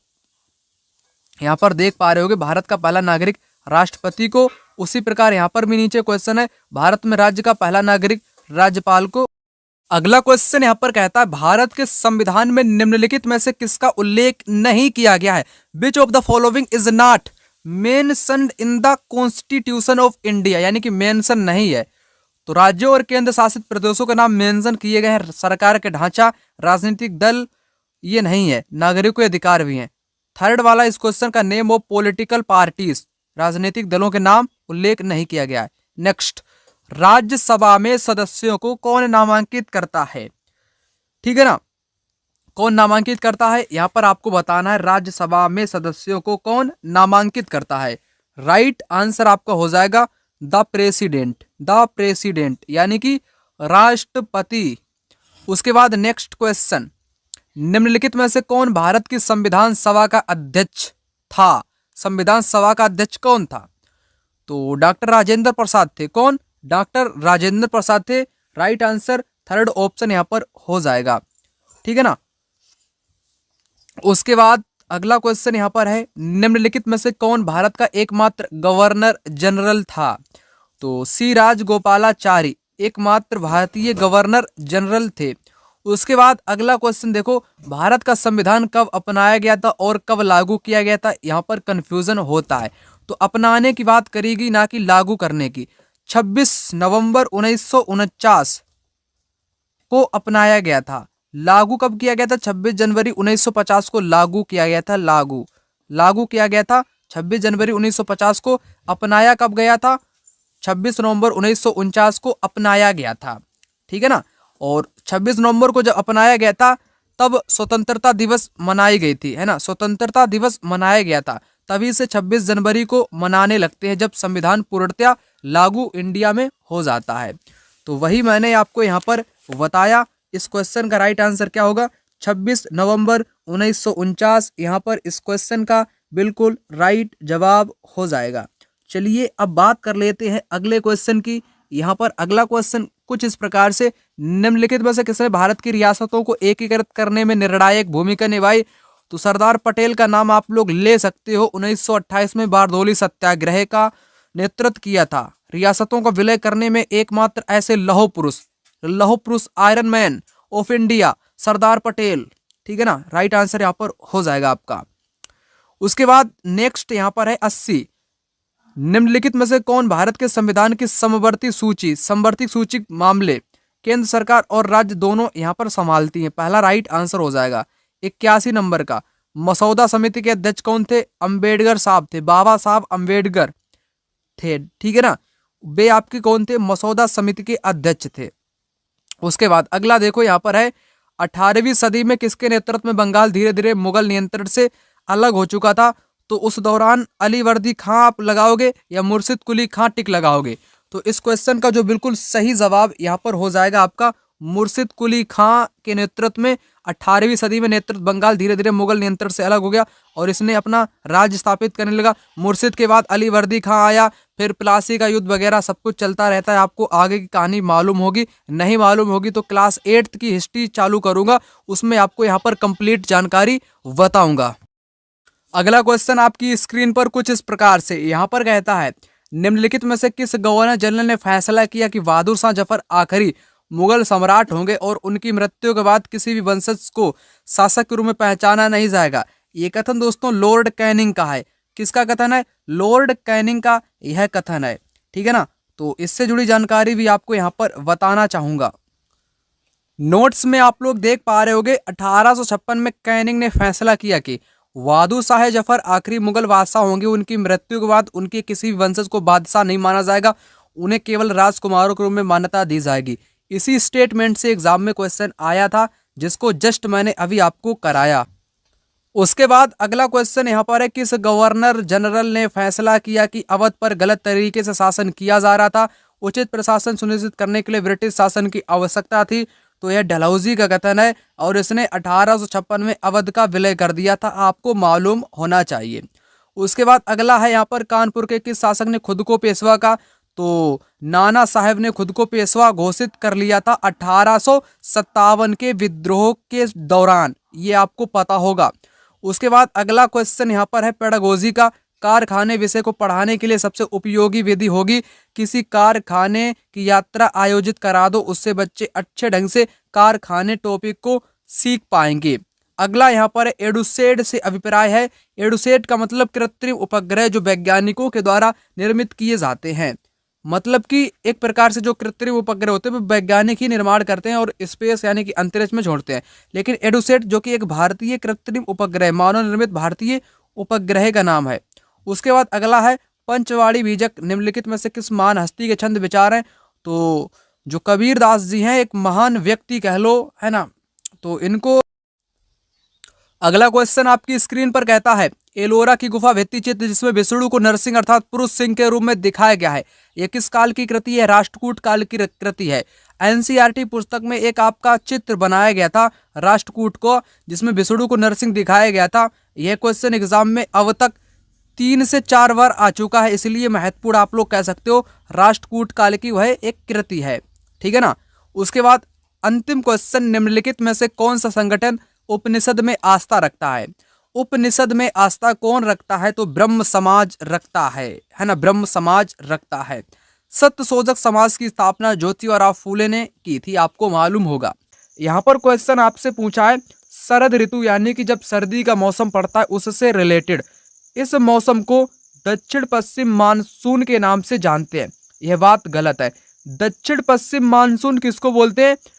दक्षिण पश्चिम मानसून दोस्तों बोलते हैं वर्षा ऋतु को, है ना, इसलिए गलत हो जाएगा। इस मौसम में पवन बंगाल की खाड़ी तथा अरब सागर से स्थल की ओर बहती है। यह मौसम मानसून के आने तथा आगे बढ़ने का मौसम नहीं। दक्षिण पश्चिम जो मानसून होता है यह आने तथा आगे बढ़ने का मौसम होता है, इसलिए तीनों आपके गलत दिए गए हैं। राइट आंसर फोर्थ विकल्प यहाँ पर हो जाएगा। क्वेश्चन पूछा था शरद ऋतु से संबंधित, यहाँ पर आप लोग महत्वपूर्ण जानकारी देख लो। इस समय पवन स्थल भागों से लौटकर बंगाल की खाड़ी की ओर बहती है, तो इस दौरान सर्दी के दौरान क्या होता है? सर्दी के मौसम को मानसून के लौटने का समय भी कहा जाता है। इस दौरान क्या होता है? जो पवनें होती हैं, जो हवाएं होती हैं, वो खाड़ी की ओर बहती हैं, है ना, स्थल से खाड़ी की ओर बहती है। यह मानसून के लौटने का समय होता है। भारत के दक्षिणी भागों विशेषकर तमिलनाडु, आंध्र प्रदेश में इस मौसम में वर्षा होती है। तो शरद ऋतु यानी कि मानसून के लौटने का समय यहाँ पर आपको बताया गया है मानचित्र में। देखो ये बीच वाले क्या है दोस्तों? ये है पवनें। पवनें किस ओर जा रही हैं? तो बंगाल की खाड़ी की ओर जाती हैं, जो मानसून लौटने का समय होता है, जिसको दोस्तों शरद ऋतु के नाम से जाना जाता है, ठीक है ना। इतना मैंने आपको बताया। और एक और महत्वपूर्ण है जिसको बोलते हैं दक्षिण पश्चिम मानसून या वर्षा का मौसम। तो यह मानसून के आने तथा आगे बढ़ने का मौसम होता है, ठीक है ना। इस समय पवन बंगाल की खाड़ी तथा अरब सागर से स्थल की ओर बहती है। किस ओर बहती है? स्थल की ओर बहती है। यहाँ पर चित्र में भी आपको समझाने का प्रयास किया गया है। दक्षिण पश्चिम मानसून में जो पवनें होती हैं ये बंगाल की खाड़ी से जाती हैं, है ना, बीच में जाती हैं, स्थल की ओर अरब सागर से भी जाती हैं। तो ये मैंने समझाने का आपको प्रयास किया है, ठीक है ना, ठीक है ना, इतना आपने समझ लिया। उसके बाद अपने साथ नमी भी लाती हैं, क्योंकि बंगाल की खाड़ी में क्या है? समुद्र है और इधर है अरब सागर, तो ये नमी लाएगी ना, स्थल की ओर लाएगी, बीच में भारत है, तो यहाँ पर ये अपने साथ नमी को लाती है। और जब ये पवन पहाड़ों से टकराती है तब भारत में वर्षा होती है। इसको क्या बोलते हैं? दक्षिण पश्चिम मानसून या वर्षा का मौसम बोलते हैं। ये सारी जानकारी आपको कहाँ पर मिलेगी? नोट्स में आपको मिलेगी। स्क्रीन पर आपके मोबाइल नंबर शो होने लगा होगा, इस नंबर पे आप लोग डायरेक्ट कॉल या व्हाट्सएप पर मैसेज करके नोट्स को प्राप्त कर सकते हो मिनिमम प्राइस में, ठीक है ना। तो नोट्स आप लोग अवश्य रूप से ले लेना, इसमें सारी जानकारी आपको मिल जाएगी। जैसे क्वेश्चन एग्जाम में आया था इसी से रिलेटेड, आंध्र प्रदेश में शरद ऋतु में वर्षा होती है, क्यों होती है? पवन स्थल भागों से लौटकर बंगाल की खाड़ी की ओर बहता है। जो पवन होता है ना, ये किस ओर बहता है? बंगाल की खाड़ी की ओर बहता है, इसलिए आंध्र प्रदेश हो गया, तमिलनाडु हो गया, वर्षा होती है। यहाँ पर मैंने लिखा है तमिलनाडु, आंध्र में इस मौसम में वर्षा होती है। क्यों होती है? बंगाल की खाड़ी की ओर बहती है। पवन क्या करती है? बंगाल की खाड़ी की ओर बहती है, ठीक है ना, वो मैंने आपको कराया। यहाँ पर था शरद ऋतु के बारे में, तो यहाँ पर तीनों कथन आपके कैसे हो जाएंगे? गलत हो जाएंगे, क्योंकि ये जो तीनों कथन अभी मैंने आपको जस्ट कराए थे ना, ये तीनों कथन किससे रिलेटेड थे? ये दक्षिण पश्चिम मानसून से रिलेटेड थे, ना कि शरद ऋतु से रिलेटेड थे। अगर यहाँ पर दक्षिण पश्चिम मानसून या वर्षा ऋतु या वर्षा का मौसम करके दे दिया जाता तो यहाँ पर सारे के सारे सही हो जाते। तो ये क्वेश्चन भी आपको सारे के सारे सोल्व मिल जाएंगे। नोट्स की यही खासियत रहने वाली है। जितने भी लोग इस वीडियो को पहली बार देख रहे हैं तो सभी लोगों से कहूंगा कि नोट्स आप लोग अवश्य रूप से ले लेना। बहुत सारे लोगों ने इन नोट्स को ले लिया है, ठीक है ना। तो चलिए अब आगे आपको बताता हूं। क्वेश्चन नंबर 32, निम्नलिखित में से कौन सी नदियां सुंदरवन डेल्टा का निर्माण करती हैं? तो सुंदरवन डेल्टा जो है आपका कहां पर पड़ता है, यह आपको कमेंट बॉक्स में कमेंट करके बता देना है। गंगा और ब्रह्मपुत्र नदियां सुंदरवन डेल्टा का निर्माण करती हैं। अगला क्वेश्चन यहाँ पर कहता है, दिए गए लक्षणों ए और वी के आधार पर वायुमंडलीय परत की पहचान करिए। इंपॉर्टेंट क्वेश्चन है, एग्जाम में बहुत बार यहाँ से क्वेश्चन तरह तरह के पूछे जाते हैं। तो चलिए इस प्रकार के क्वेश्चन को सारा कंसेप्ट एक ही जगह पे समझा देता हूँ। अंतरिक्ष से प्रवेश करने वाला उल्कापिंड इस परत में आने पर जल जाता है। इस परत में बढ़ती ऊंचाई के साथ तापमान घटता जाता है। तो मध्य मंडल यानी कि मेसोस्फीयर जो होता है, इसकी प्रमुख विशेषता यह है, अंतरिक्ष से किसी भी प्रकार का कोई भी उल्का पिंड आता है तो मध्य मंडल में आने पर वो जलने लगता है, यानी कि जल जाता है। और बढ़ती ऊंचाई के साथ तापमान भी घटता है, सिर्फ और सिर्फ मध्य मंडल में। अगर मैं क्षोभ मंडल की बात कर लूँ, क्षोभ मंडल में क्या होता है, मौसम से रिलेटेड सभी प्रकार की घटनाएं जैसे आंधी, तूफान, ओला, बारिश, ये सारी की सारी घटनाएं क्षोभ मंडल में घटित होती हैं, ठीक है ना। वहीं समताप मंडल में क्या होता है, समताप मंडल में ओजोन लेयर पाई जाती है, ओजोन परत पाई जाती है जो कि परावैंगनिक किरणों से हमारी सुरक्षा करती है। और समताप मंडल में ही हवाई जहाज उड़ाने की सारी कंडीशन पाई जाती है। हवाई जहाज यहाँ का जो समताप मंडल होता है ना, ये मौसम से मुक्त होता है, इसलिए हवाई जहाज यहाँ पर उड़ते हैं। वहीं बाह्य वायुमंडल, जो बाह्य होता है ना, इसमें रेडियो वाली तरंगें परावर्तित होती हैं, इसलिए इसको आयन मंडल के नाम से भी जाना जाता है। अगला क्वेश्चन आपकी स्क्रीन पर आ चुका होगा। यहाँ पर आपको करना क्या है, इसका मिलान करना है। उचित विकल्पों के साथ निम्नलिखित का मिलान कीजिए।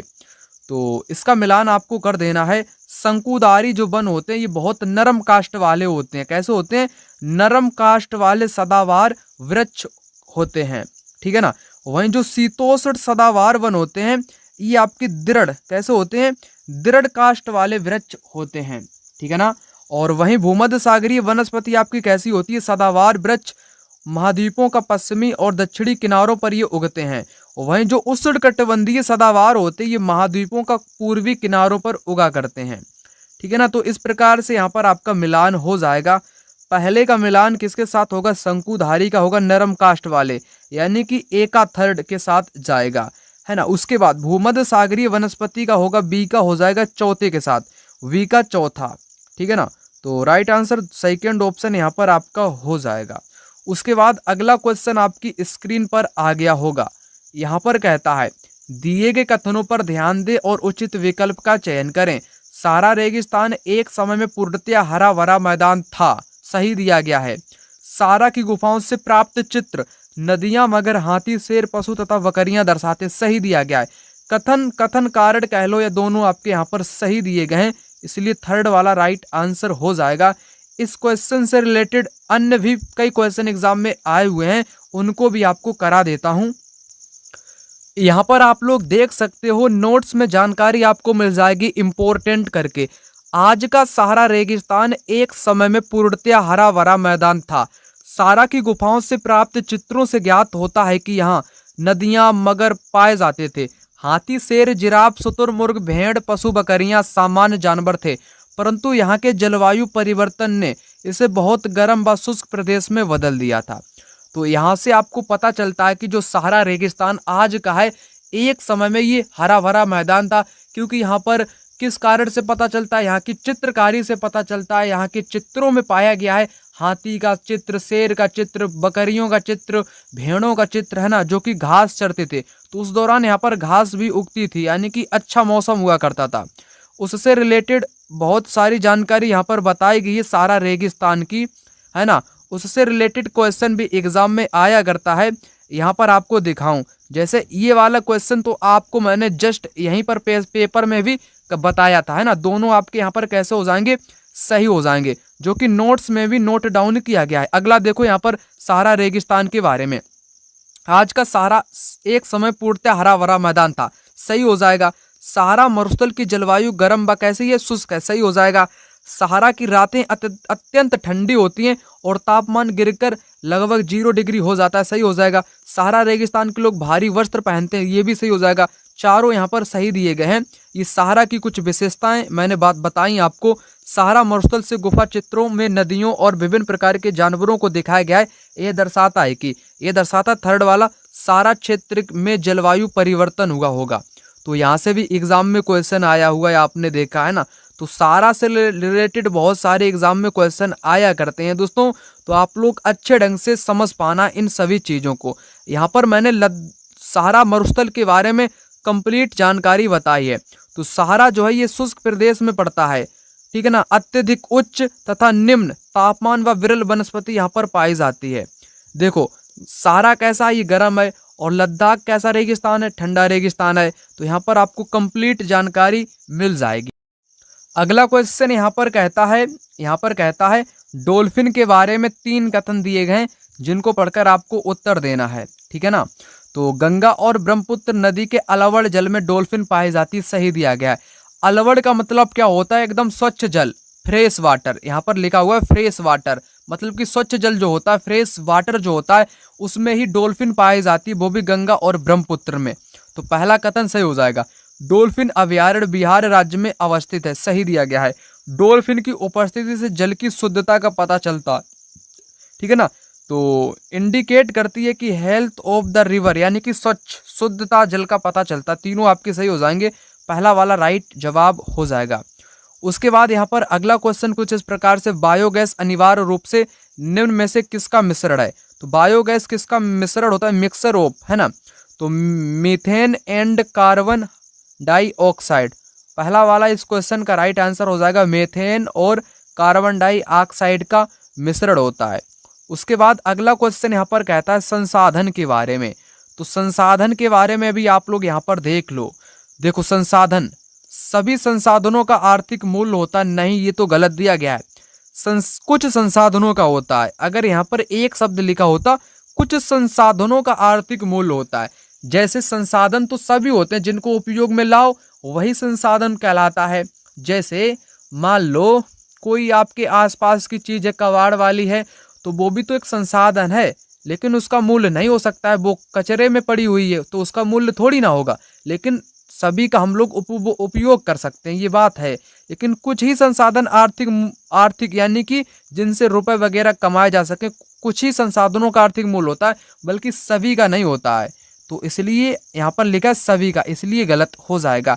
समय, टाइम एंड टेक्नोलॉजी, टाइम समय और प्रौद्योगिकी दो महत्वपूर्ण कारक हैं जो पदार्थों को संसाधन में परिवर्तित कर सकते हैं। सेकेंड वाला सही दिया गया, पहला गलत है। तो पहला गलत है, बी सही है, ठीक है ना। तो राइट आंसर आपका यहाँ पर हो जाएगा कौन सा, पहला ही वाला हो जाएगा। ए गलत है परंतु बी सही है। इसको भी आपको संसाधन वाले टॉपिक में अच्छे ढंग से समझा देता हूँ, ठीक है ना। तो उसके नीचे और एक संसाधन वाला क्वेश्चन है, इनको भी आपको करा दूं तो तीनों को अच्छे ढंग से आपको समझा पाऊं। यहाँ पर है देखो, निम्न में से ऊर्जा के परंपरागत स्रोत के समूह की पहचान करो। देखो बार बार क्वेश्चन एग्जाम में आता परंपरागत। परंपरागत का मतलब आप लोग ले लेना अनवीकरण से, अनवीकरण। अनवीकरण का मतलब जिनका केवल हम लोग एक ही बार प्रयोग कर पाएं, दोबारा उसको उत्पन्न ना किया जा सके, ना ही प्राप्त किया जा सके, जो शीघ्र समाप्त हो जाते हैं, उनको अनवीकरण बोलते हैं। जो पुराने हो चुके हैं, जिनको एक बार ही यूज कर सकते हैं। देखो खनिज तेल, खनिज तेल हो गया, प्राकृतिक गैस हो गई। ईंधन को जलाने के बाद आप उस दोबारा कुछ नहीं कर सकते हो। प्राकृतिक गैस जो सिलेंडर आपके घर में रहता है, जिससे आप लोग भोजन बनाते होगे ना, उसको एक बार यूज करने के बाद दोबारा उसका इस्तेमाल नहीं कर सकते, दोबारा आपको लाना पड़ता है उसको, है ना, खत्म होने के बाद। खनिज तेल जैसे पेट्रोल हो गया, कोयला हो गया, है ना, इनको आप लोग प्राप्त नहीं कर सकते हो, क्योंकि इनको बनने में ना टाइम कितना लगता है आपको पता होना चाहिए। लाखों वर्षों का टाइम लग जाता है ना इनको बनने में, लाखों वर्षों का, करोड़ों वर्षों तक इनको बनने में टाइम लग जाता है। इसलिए इनको जीवाश्मी ईंधन के नाम से भी जानते हैं। इसलिए इनको हम लोग पुनः प्राप्त या पुनः उत्पन्न नहीं कर सकते हैं। अगर मैं बात कर लूँ जैसे जल ऊर्जा है, पवन ऊर्जा है, सौर ऊर्जा है ना, तो हम लोग इनको पुनः प्राप्त कर सकते हैं। जैसे ज्वारीय ऊर्जा हो गई, सौर ऊर्जा हो गई, जल विद्युत हो गई, इनको हम लोग दोबारा उत्पन्न कर सकते हैं। ज्वारीय ऊर्जा को समुद्र में, सौर ऊर्जा को सूर्य से, जल विद्युत को जल से, है ना। तो ये आपके अपरंपरागत यानी कि नवीकरण के अंतर्गत आते हैं। आपको परंपरागत यानी कि अनवीकरण जो खत्म हो जाए वैसे बताने थे ना, तो वही मैंने आपको बताया, पहला वाला राइट आंसर हो जाएगा। उसके बाद यहाँ पर प्राकृतिक संसाधनों के प्रकार और वर्गीकरण से मिलान करना है। कुछ भी नहीं है तो मिलान कैसे करना है, विकास व प्रयोग का स्तर उद्गम। देखो आपको कुछ भी ना मालूम हो, उद्गम, उद्गम के आधार पे दो होते हैं, जैव और अजैव। जैव का मतलब जिनमें जीवन हो, जैसे पेड़ हो गया जीवन होता है, मनुष्य हो गया, जानवर हो गया, है ना। अजैव जो निर्जीव चीजों से बने होते हैं, जैसे मिट्टी है, पत्थर है, ये आपके अजैव हो जाएंगे। वितरण, वितरण के मतलब कि बांटे हुए आधार पे, वितरण के आधार पर सर्वव्यापक जो सभी जगहों पे व्याप्त हों, स्थानिक जो कुछ ही स्थानों पर मिलते हों। भंडारण, नवीकरण और अनवीकरण होते हैं। विकास के स्तर पर वास्तविक संसाधन और संभाव्य संसाधन होते हैं। तो पहला वाला इस क्वेश्चन का राइट जवाब हो जाएगा, बिल्कुल सही मिलान यहाँ पर दिए गए थे। ठीक है ना। तो संसाधन वाला कुछ आपको यहाँ पर समझा देना चाहता हूँ। टॉपिक यहाँ पर मैंने खोल दिया, संसाधन एवं उनके प्रकार। नोट्स हैं आपके, इन नोट्स को आप ले भी सकते हो, है ना, बिल्कुल कम प्राइस में मिलेगा। देखो, एक वस्तु या पदार्थ की उपयोगिता या प्रयोज्यता उसे एक संसाधन बनाती है, ये भी आपको पता होना चाहिए। यहाँ पर क्या लिखा हुआ है, सभी संसाधन मूल्यवान होते, ये तो बात सही है। कुछ संसाधनों का आर्थिक मूल्य होता है, लाइन इंपॉर्टेंट है। यहाँ पर लिखा है कुछ संसाधनों का, परंतु परीक्षा के क्वेश्चन में लिखा था सभी संसाधनों का। क्या लिखा था, सभी संसाधनों का लिखा था। और यहाँ पर लिखा है ना, कुछ संसाधनों का आर्थिक मूल्य होता है। शब्द भी आप ध्यान में दिया करो, क्या कुछ लिखा है या सभी लिखा है या कुछ भी नहीं लिखा है। तो ऐसे ऐसे क्वेश्चन एग्जाम में आया करता है। जबकि कुछ संसाधनों का आर्थिक मूल्य नहीं होता है, कुछ का होता है, कुछ का नहीं होता है, बस क्लियर बात। जैसे धातु का आर्थिक मूल्य होता है, जबकि एक मनोरम भूदृश्य का मूल्य नहीं होता है, उदाहरण भी दिया गया है। और आगे क्वेश्चन यहाँ पर था, समय और टाइम एंड टेक्नोलॉजी दो महत्वपूर्ण कारक जो पदार्थों को संसाधन में परावर्तित कर सकते हैं। ठीक है ना। तो यहीं से एग्जाम में क्वेश्चन आया था, जिसको मैंने अभी आपको कराया था। संसाधनों का वर्गीकरण भी मैंने विकल्पी वाला क्वेश्चन यहीं से आपको कराया था। विकास व प्रयोग के स्तर पर वास्तविक संभाव, उद्गम, जैव अजैव, वितरण, सर्वव्यापक, स्थानिक, समाप्यता, नवीकरण, अनवीकरण। यहाँ पर भी देखो, इसको भी मैंने दिखाने का आपको प्रयास किया है, आप लोग यहाँ पर भी समझ सकते हो। वास्तविक क्या होता है, जिनकी मात्रा तय हो चुकी हो, वो सब कुछ आपको यहीं पर मैंने समझाया है। और नवीकरण आप लोग समझ लो, ये बहुत इंपॉर्टेंट है, बार बार परीक्षा में आता है। जो संसाधन शीघ्रता से नवीकृत या पुनः पूरित हो जाते, इनमें कुछ असीमित और उन पर मानवीय क्रियाओं का प्रभाव नहीं पड़ता है। जैसे सौर ऊर्जा, पवन ऊर्जा पर मानवीय क्रियाओं का प्रभाव नहीं पड़ता है, कुछ पर पड़ भी सकता है। जैसे जल, जल का अधिक उपयोग करोगे, जैसे जल आप प्रदूषित करोगे, मृदा को अधिक करोगे, मृदा आपकी अपरदित होगी, वन को अधिक काटोगे, है ना, इन पर प्रभाव पड़ता है। और अनवीकरण क्या होता है, जिनको बनने में लाखों टाइम लगता है, इनका भंडारण सीमित है। भंडारण एक बार खत्म होने के बाद प्राप्त नहीं कर सकते हैं, क्योंकि हजारों वर्षों में बनते हैं। जैसे कोयला है, पेट्रोलियम है, प्राकृतिक गैस है, ईंधन है। समझ गए आप लोग, समझ गए होंगे। अगला क्वेश्चन यहाँ पर है, कथन ए, लगभग 12,000 साल पहले कई हिस्सों में गर्मी बढ़ने के कारण घास वाले मैदान बनने लगे थे, है ना। का जैसे हिरण, वारय, सिंगा, बकरी, भेड़, मवेशी जानवरों की संख्या बढ़ी। ये बात बिल्कुल सही दी गई है दोस्तों। 12,000 साल पहले क्या हुआ था, भारत में कई क्षेत्र में गर्मी बढ़ी। गर्मी जैसे ही बढ़ी तो घास के मैदान बढ़े, जैसे ही घास के मैदान बढ़े तो घास को खाने वाले जीव जंतु भी बढ़े, जिनमें हिरण, वारा, सिंगा, भेड़, बकरी जो कि घास खाने वाले जानवर थे। दोनों बातें सही दी गई और सही कारण भी यहाँ पर हो जाएगा। ठीक है ना। अब मैं आपको जल्दी से जल्दी इन फटाक से सारे के सारे क्वेश्चन को कराता हूँ, सिर्फ यहीं पर आपको समझा दूंगा। ठीक है ना। पुरा स्थल के बारे में देखो, पुरा स्थल वह स्थान जहाँ वस्तुओं के अवशेष मिलते हैं, सही है। ये केवल जमीन के ऊपर ही पाए जाते हैं। केवल लेवल हटाओ, ये बात गलत हो जाएगी। ये केवल जमीन के ऊपर, गलत। ये समुद्र और नदी के तल में कभी नहीं पाए जाते, ये भी बात गलत। यहाँ पर आप लोग समझना, जो पुरा स्थल होते हैं ना, प्राचीन काल के जो खंडहर होते हैं, स्थल होते हैं, ये आपके देखो, ये कहाँ पर पाए जाते हैं, जमीन के ऊपर भी पाए जाते हैं, जमीन के अंदर भी पाए जाते हैं, नदी या समुद्र तल में भी पाए जाते हैं। परंतु यहाँ पर लिखा ये केवल जमीन के ऊपर, केवल के कारण गलत है। लेकिन ये जमीन के ऊपर भी पाए जाते हैं और नीचे भी पाए जाते हैं, समुद्र के नदी या तल में भी पाए जाते हैं। यहाँ पर लिखा कभी नहीं पाए जाते हैं, इसलिए गलत है। तो केवल कौन बचेगा? पहला बचेगा ना, पहला वाला सही हो जाएगा, केवल और केवल A. Only A is the right answer. अगला देखो, द हड़प्पन्स मेड, हड़प्पा सभ्यता के लोग बनाते थे, क्या बनाते थे? पत्थर की मोहरें बनाते थे। सही दिया गया है, पहला तो हर हालत में सही होगा। पीले रंग से डिजाइन किए गए पात्र, पीला रंग का तो इस्तेमाल बिल्कुल भी नहीं होता, लाल वगैरह रंग वो इस्तेमाल कर लेते थे। लोहे का प्रयोग हड़प्पा में बिल्कुल भी नहीं हुआ है, लोहे का प्रयोग नहीं। तांबा और कांसे का प्रयोग हुआ है, किसका? तांबे का प्रयोग हुआ है और कांसे का प्रयोग हुआ है। हड़प्पा के लोग कांसे और तांबे का प्रयोग किया करते थे। लोहे का प्रयोग तो वैदिक काल में हुआ, लोहे को आप लोग भूल जाओ, हड़प्पा काल में बिल्कुल भी प्रयोग नहीं हुआ था। ठीक है ना, तो सी तो गलत हुआ ना, सी को हटा दो जिन जिन ऑप्शन में होगा। एडी इस क्वेश्चन का राइट जवाब हो जाएगा ना, एडी। कौन? एडी इस क्वेश्चन का राइट जवाब हो जाएगा, क्योंकि गलत हो जाएंगे। सोने के बर्तन पाए गए हैं, सोने का इस्तेमाल होता था।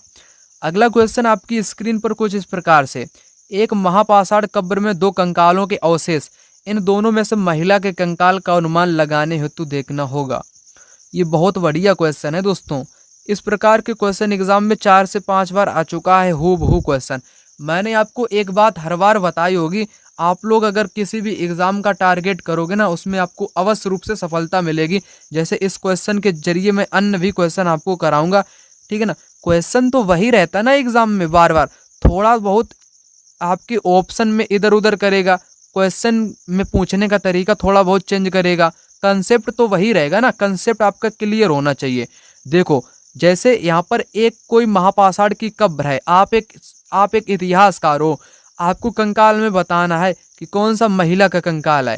ठीक है ना, तो सबसे बढ़िया विधि होती है हड्डियों की संरचना, क्योंकि जो महिलाएं होती है ना, बच्चे को जन्म देने के बाद, एक बच्चे या शिशु का जन्म देने के बाद उनका जो कमर का हिस्सा होता है, जिसको कूल्हा बोलते हैं, क्या बोलते हैं? कूल्हा बोलते हैं।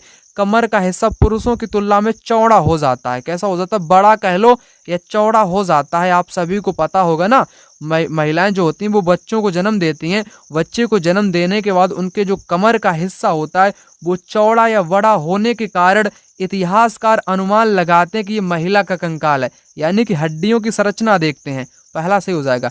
कंकालों के साथ मिले आभूषण, आभूषण कभी कभार तो पुरुष भी पहनते थे, महिलाएं भी पहनती थी, इसमें पता ही नहीं चलता कि कौन महिला है कौन पुरुष है। कंकालों के आकार से भी नहीं पता चलता है ये कंकाल बच्ची का है या बच्चे का है, क्योंकि छोटे बच्चे का कंकाल में पता ही नहीं चलता है, क्योंकि उसके अंग विकसित नहीं हो पाते हैं। कंकाल के साथ मिले खाना, ये कुछ भी नहीं, केवल ए सही होगा, ओनली ए सही होगा। इसको आपको अच्छे ढंग से करा देता हूँ। टॉपिक है क्या बताती हैं किताबें और कब्रें, कक्षा 6 एनसीईआरटी हिस्ट्री का टॉपिक है, उसी से यह क्वेश्चन आया हुआ है, जिसको दिखाने का यहाँ पर प्रयास करता हूँ। देखो, मैंने यहाँ पर समझाने का प्रयास किया था कंकालों का अध्ययन कैसे करते हैं। अगर छोटा आकार का कंकाल है, बच्चे या बच्ची का कंकाल है, बीच में कोई फर्क नहीं पता चलता है कि बच्चे का है या बच्ची का है।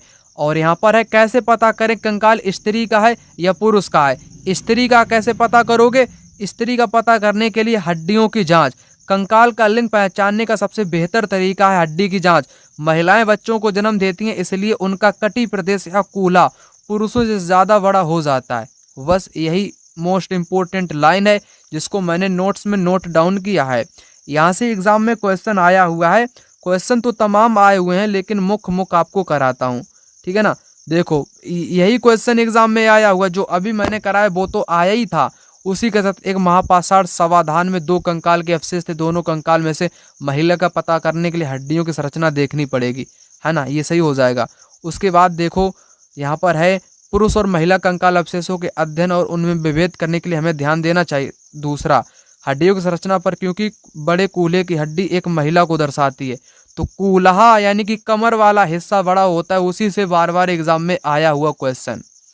ठीक है ना, अभी तक आपने इस वीडियो को यहाँ तक देख लिया तो बहुत बढ़िया बात है। निरंतर आप बने रहिए, अभी वीडियो बहुत आगे जाने वाली है। कमेंट बॉक्स में कमेंट करके क्या आपको बताना है वो मैं आपको यहाँ पर बता देता हूँ। कमेंट बॉक्स में सभी को अनिवार्य है कमेंट में कमेंट करना। ठीक है ना। कमेंट में कमेंट क्या करोगे दोस्तों, अपने डिस्ट्रिक्ट का नाम आप लोग कमेंट कर देना, आपका जिला का नाम क्या है, आप इस वीडियो को कहाँ से देख रहे हो, जिले का नाम सभी को इस वीडियो के कमेंट बॉक्स में कमेंट करना अति आवश्यक है। प्रारंभिक काल से शुरू करके आरोही क्रम में निम्नलिखित को सजाइए। यहाँ पर आरोही क्रम का मतलब जैसे यहाँ पर 1 2 3 4 5 यही होता है, बढ़ते क्रम को ही आरोही बोलते हैं। तो पहले यहाँ पर कौन आएगा, वेदों की रचना, जैसे ऋग्वेदिक कालीन था, है ना, तो ऋग्वेद की रचना पहले हुई थी। उसके बाद महापाषाण कब्रें आई थी और उसके बाद इनाम गांव में निवास प्रारंभ हुआ था। उसके बाद चरक जो कि एक वैद्य थे।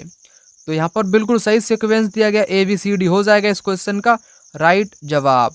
उसके बाद अगला क्वेश्चन आपकी स्क्रीन पर रहा, हाल के काल से शुरू करके अवरोही क्रम यानी कि उल्टा में आपको बताना है। तो चलिए उल्टा करके आपको बताता हूँ। देखो यहाँ पर अच्छे ढंग से समझना। जैसे आपको मान लो ये क्वेश्चन नहीं आता है, ठीक है ना, आप मान लो कि नहीं आता है, तब आप इस क्वेश्चन को कैसे करोगे, थोड़ा बहुत कॉमन सेंस का यूज कर लेना। आप लोग कैसे करोगे वो तरीका मैं आपको बताता हूँ। देखो, लोहे के प्रयोग में बढ़ोतरी, नगर आहत सिक्के। लोहे के प्रयोग में बढ़ोतरी की बात करी गई है, यहाँ पर की गई उपमहाद्वीप में लोहे के प्रयोग की शुरुआत। सबसे पहले लोहे की शुरुआत होगी या उसके प्रयोग में बढ़ोतरी होगी या नगर में पहुंचेगा या आहत सिक्के बनाए जाएंगे। अब आप कहोगे सबसे पहले सिक्का आपका शुरू होगा, उसके बाद ही तो उसकी बढ़ोतरी होगी, तभी तो नगर में जाएगा, तभी तो आहत सिक्कों का निर्माण होगा।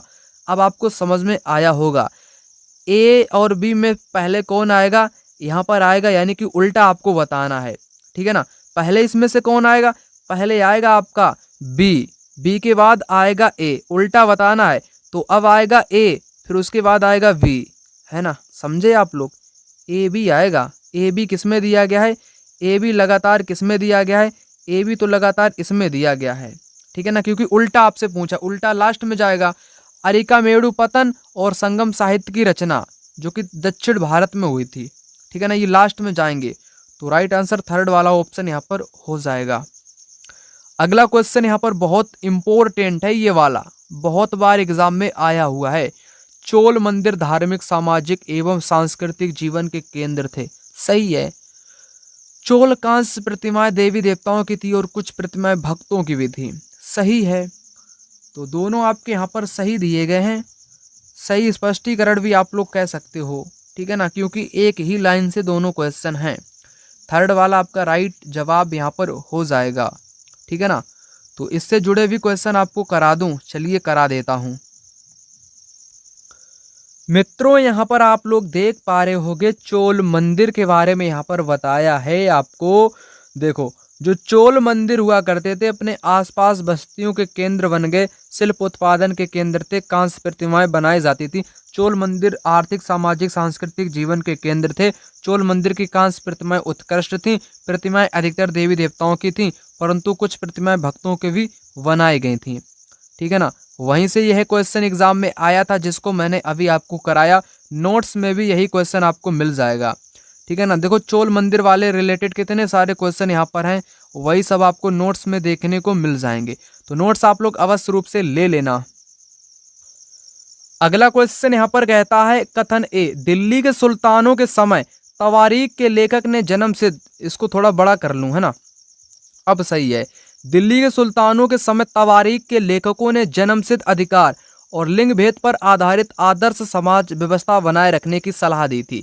ये सही हो जाएगा। NCERT की मैंने क्लास कराई थी, उसमें मैंने आपको बताया था तवारीख या तारीख के लेखक क्या थे, जो उस काल का इतिहास लिखते थे। ये तारीखें या तवारीख क्यों लिखा करते थे, सुल्तान से इनाम पाने के लिए ये लालच बस लिखा करते थे, ठीक है ना। इनकी सामाजिक व्यवस्था कैसी थी, जन्म सिद्ध थी और लिंग भेद थी। जन्म सिद्ध यानी कि पुरुष की ही यहाँ पर सत्ता चलेगी, इसलिए उन्होंने लोगों ने रजिया को हटवा दिया था शासन से। उनके विचारों से सारे लोग सहमत होते थे। सारे लोग तो सहमत नहीं होते थे, पर कुछ लोग सहमत होते थे। यहाँ पर ये गलत दिया गया है। पहला वाला राइट आंसर हो जाएगा। ए सही है, वी गलत है। A is true but B is false. अगला क्वेश्चन आपकी स्क्रीन पर आया, देखो वहीं से आया है। रजिया ने अपने अभिलेखों में अपना पुरुषों जैसा नाम लिखवाकर अपने पुरुष होने का भ्रम पैदा किया है। तो यह किसने किया था? रुद्रमा देवी ने किया था, है ना, रुद्रमा, ठीक है ना, चिन्नमा रुद्रमा देवी ने किया था, तो ना कि रजिया ने किया था, इसलिए गलत है। तवारीख के लेखकों ने सामाजिक तथा लिंग भेद को आधार बनाकर यह तर्क दिया कि पुरुष स्त्रियों की तुलना में श्रेष्ठ होते हैं। पुरुषों को उन्होंने श्रेष्ठ बनाया और महिलाओं को उन्होंने नीचता दिखाई। ये बात सही हो जाएगी, केवल और केवल बी सही हो जाएगा। ए गलत है, बी सही है। Second option correct answer. अगला क्वेश्चन आपकी स्क्रीन पर आ चुका है, जो कि कुछ इस प्रकार से दिया गया है। अकबर, जहांगीर और शाहजहां ने सुलह-ए-कुल, मैंने टॉपिक भी आपको कराया था अकबरनामा और सुलह-ए-कुल नाम से, है ना, वो आप लोग प्लेलिस्ट में देख सकते हो। तो सर्वत्र शांति के विचार को शासन का सिद्धांत बनाया, ये बात सही हो जाएगी। इसमें क्या था? विभिन्न धर्मों से जुड़े व्यक्तियों के साथ विचार विमर्श, अकबर की समझ बनी। जो विद्वान धार्मिक रीति और मताधानता पर बल देते हैं वे अक्सर कट्टर होते हैं। दोनों सही दिएंगे, दोनों सही व्याख्या भी करते हैं, क्योंकि जो अकबर था ना, इसने इबादत खाने फतेहपुर सीकरी में एक विशाल सभा का आयोजन किया था। मौलवी को बुलाया, पंडित पुरोहित को बुलाया, पोप को बुलाया, ईसाई धर्म के पादरी को बुलाया था, सभी को बुलाया था। इसने सभी धर्मों की विचार विमर्श की बात कही, है ना। तो इसकी एक समझ बन गई, जो विद्वान होता है ना, धार्मिक रीति और मताधानता पर बल देता है, वे अक्सर कट्टर होते हैं। यही उसने, मताधानता का मतलब होता है कि वो चीज़ स्वीकार नहीं करेगा। तो यही इसी कारण उसने, अकबर ने ना, सुलह-ए-कुल यानी कि सर्वत्र शांति का विचार अपना लिया और शासन का सिद्धांत यही बताया। उसके बाद अगला क्वेश्चन देखो यहाँ पर। दिल्ली के सुल्तानों और मुगलों के काल श्रेणीबद्ध समाज ज्यादा सरल हो गया था। ज्यादा सरल नहीं हो गया था, दिल्ली के सुल्तानों और मुगलों के काल श्रेणीबद्ध जटिल हो गया था। ये जटिल होना चाहिए, सरल नहीं, बल्कि कठिन या जटिल हो गया था, इसलिए पहला स्टेटमेंट गलत हो जाएगा। जनजातीय समाज कई असमान वर्गों में विभाजित नहीं था, ये सही बात है। तो ए गलत है, बी सही है। कौन सा राइट होगा? सेकेंड वाला राइट आंसर हो जाएगा। अगला क्वेश्चन आपकी स्क्रीन पर आ चुका। बहादुर शाह जफर ने मुखियाओं और शासकों को चिट्ठी लिखकर अंग्रेजों से लड़ने के लिए भारतीय राज्यों का संघ बनाने का आह्वान किया, सही है।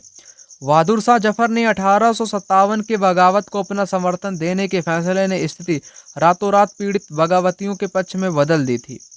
दोनों सही हो जाएंगे और सुनिश्चित भी करता है। क्या बात थी आपको पता होगा।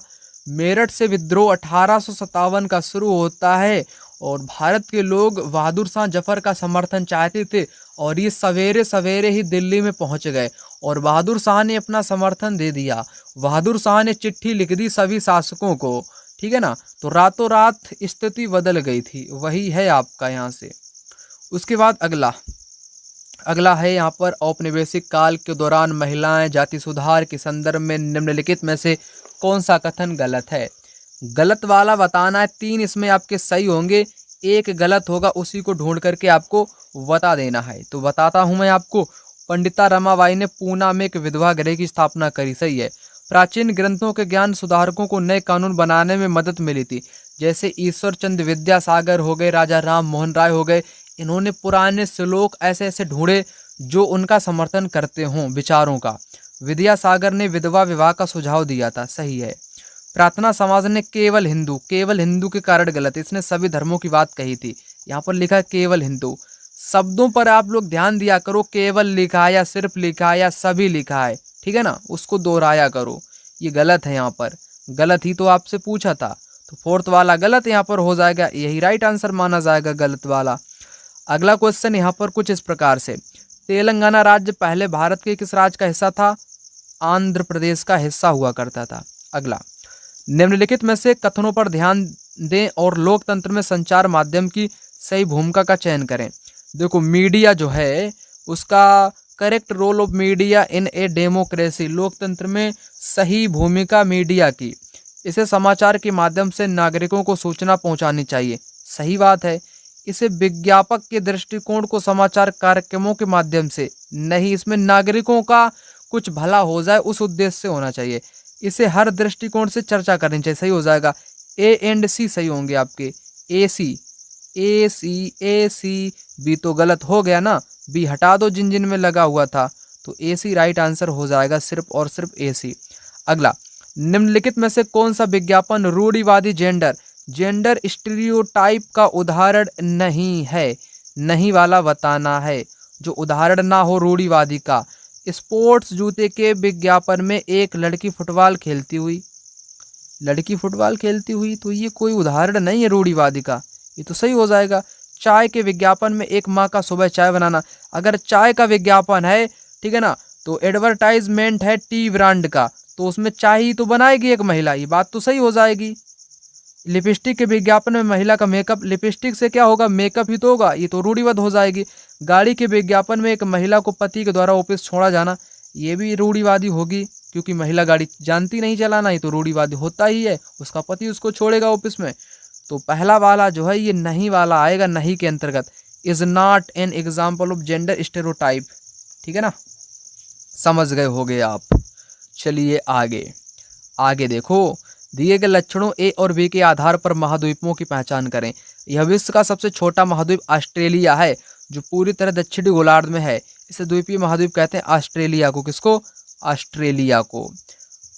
उसके बाद ऑस्ट्रेलिया मैंने बताया। अंटार्कटिका को बर्फों का घर कहते हैं। क्या कहते हैं? बर्फों का घर कहते हैं। यहाँ पर बर्फें ही जमी रहती हैं। यहाँ पर भारत का मैत्री हो गया, गंगोत्री हो गया, यही शोध संस्थान यहाँ पर पाए जाते हैं, ठीक है ना, क्योंकि यहाँ पर मानव का स्थायी निवास नहीं पाया जाता है। उसके बाद अगला, सौर मंडल में हम जैसे जैसे सूर्य से दूर जाते हैं तो परिक्रमण करने की अवधि बढ़ती जाती है। परिक्रमण करने की अवधि बढ़ती जाती है। इस क्वेश्चन का मतलब क्या है दोस्तों? आप लोग इमेजिन कर लिया करो कभी कभार, कैसे करोगे वो मैं बताता हूँ आपको। देखो, सौर मंडल से हम जैसे जैसे सूर्य से दूर होते हैं, हम जैसे जैसे दूर होते हैं, मतलब है कि पृथ्वी दूर होती है। ये रहा सूर्य, ये है सूर्य आपका, ये वाला, इस प्रकार से, ठीक है ना, समझ गए आप लोग। ये रही पृथ्वी, ये पहले पृथ्वी थी यहाँ पर, पहले पृथ्वी थी यहाँ पर, बाद में पृथ्वी आ गई यहाँ पर, ठीक है ना। तो ये घूमेगी, अगर पास में होगी तो जल्दी चक्कर लगाएगी, पास में जैसे पास में थी तो ये चक्कर ऐसे ऐसे लगा लेती थी कम टाइम में।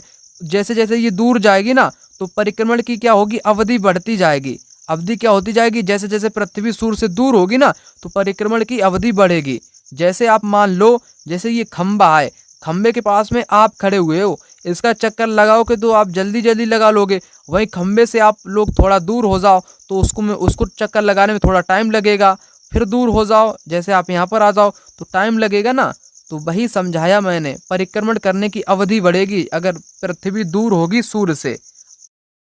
अगला क्वेश्चन यहाँ पर कहता है, भारत में ग्राम पंचायत कितने वर्षों के कार्यकाल के लिए चुना जाता है? ग्राम पंचायत का जो प्रधान होता है वो 5 वर्षों के लिए चुना जाता है। ग्रामीण वाले लोग सभी इसको जानते होंगे, ठीक है ना। उसके बाद यहाँ पर अगला क्वेश्चन है, पुलिस थाने के प्रभारी का नाम होता है एसएचओ। एसएचओ का मतलब स्टेशन हाउस अफसर, स्टेशन हाउस अफसर इसका पूरा नाम होता है। उसके बाद अगला क्वेश्चन आप लोग देख पा रहे होगे, हिंदू उत्तराधिकार अधिनियम 2005 में क्या हुआ था? अगर किसी महिला के पति की मौत हो जाती है तो उसकी जमीन का जो हिस्सा होता है उसकी पुत्रियों को भी मिलेगा और पुत्रों को भी मिलेगा और उस पत्नी को भी मिलेगा।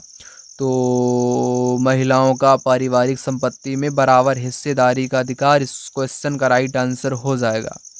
उसके बाद अगला क्वेश्चन, भारतीय संविधान की व्याख्या का अंतिम अर्थ निर्णायक न्यायपालिका है ना, न्यायपालिका के पास है। अगला क्वेश्चन यहाँ पर कहता है, अत्याचार निवारण अधिनियम 1989 को निम्नलिखित में से कौन से समुदाय को न्याय दिलाने के लिए पारित किया गया था? आदिवासी और दलितों को न्याय दिलाने के लिए पारित किया गया था। अगला, ऐसी राजनैतिक व्यवस्था जिसमें एक से ज्यादा स्तर की सरकार हो उसको संघवाद के नाम से जानते हैं। जैसे भारत में कितने स्तर की सरकार है आपको पता है? केंद्र स्तर की है, राज्य स्तर की है, फिर स्थानीय स्तर की, तो यही संघवाद कहलाता है। उसके बाद अगला, निम्नलिखित में से कौन सी नीति सामाजिक न्याय को प्रोत्साहित करेगी? सामाजिक न्याय, प्रमोटेड टू सोशल जस्टिस। सरकारी नौकरियों में सूचीगत दलित जाति के उम्मीदवार को आरक्षण देना, सही हो जाएगा। न्यूनतम मेहनताना कानून पारित करना, minimum wage act enacting, right answer दोनों आपके हो जाएंगे। तीसरा वाला बोथ ए एंड बी।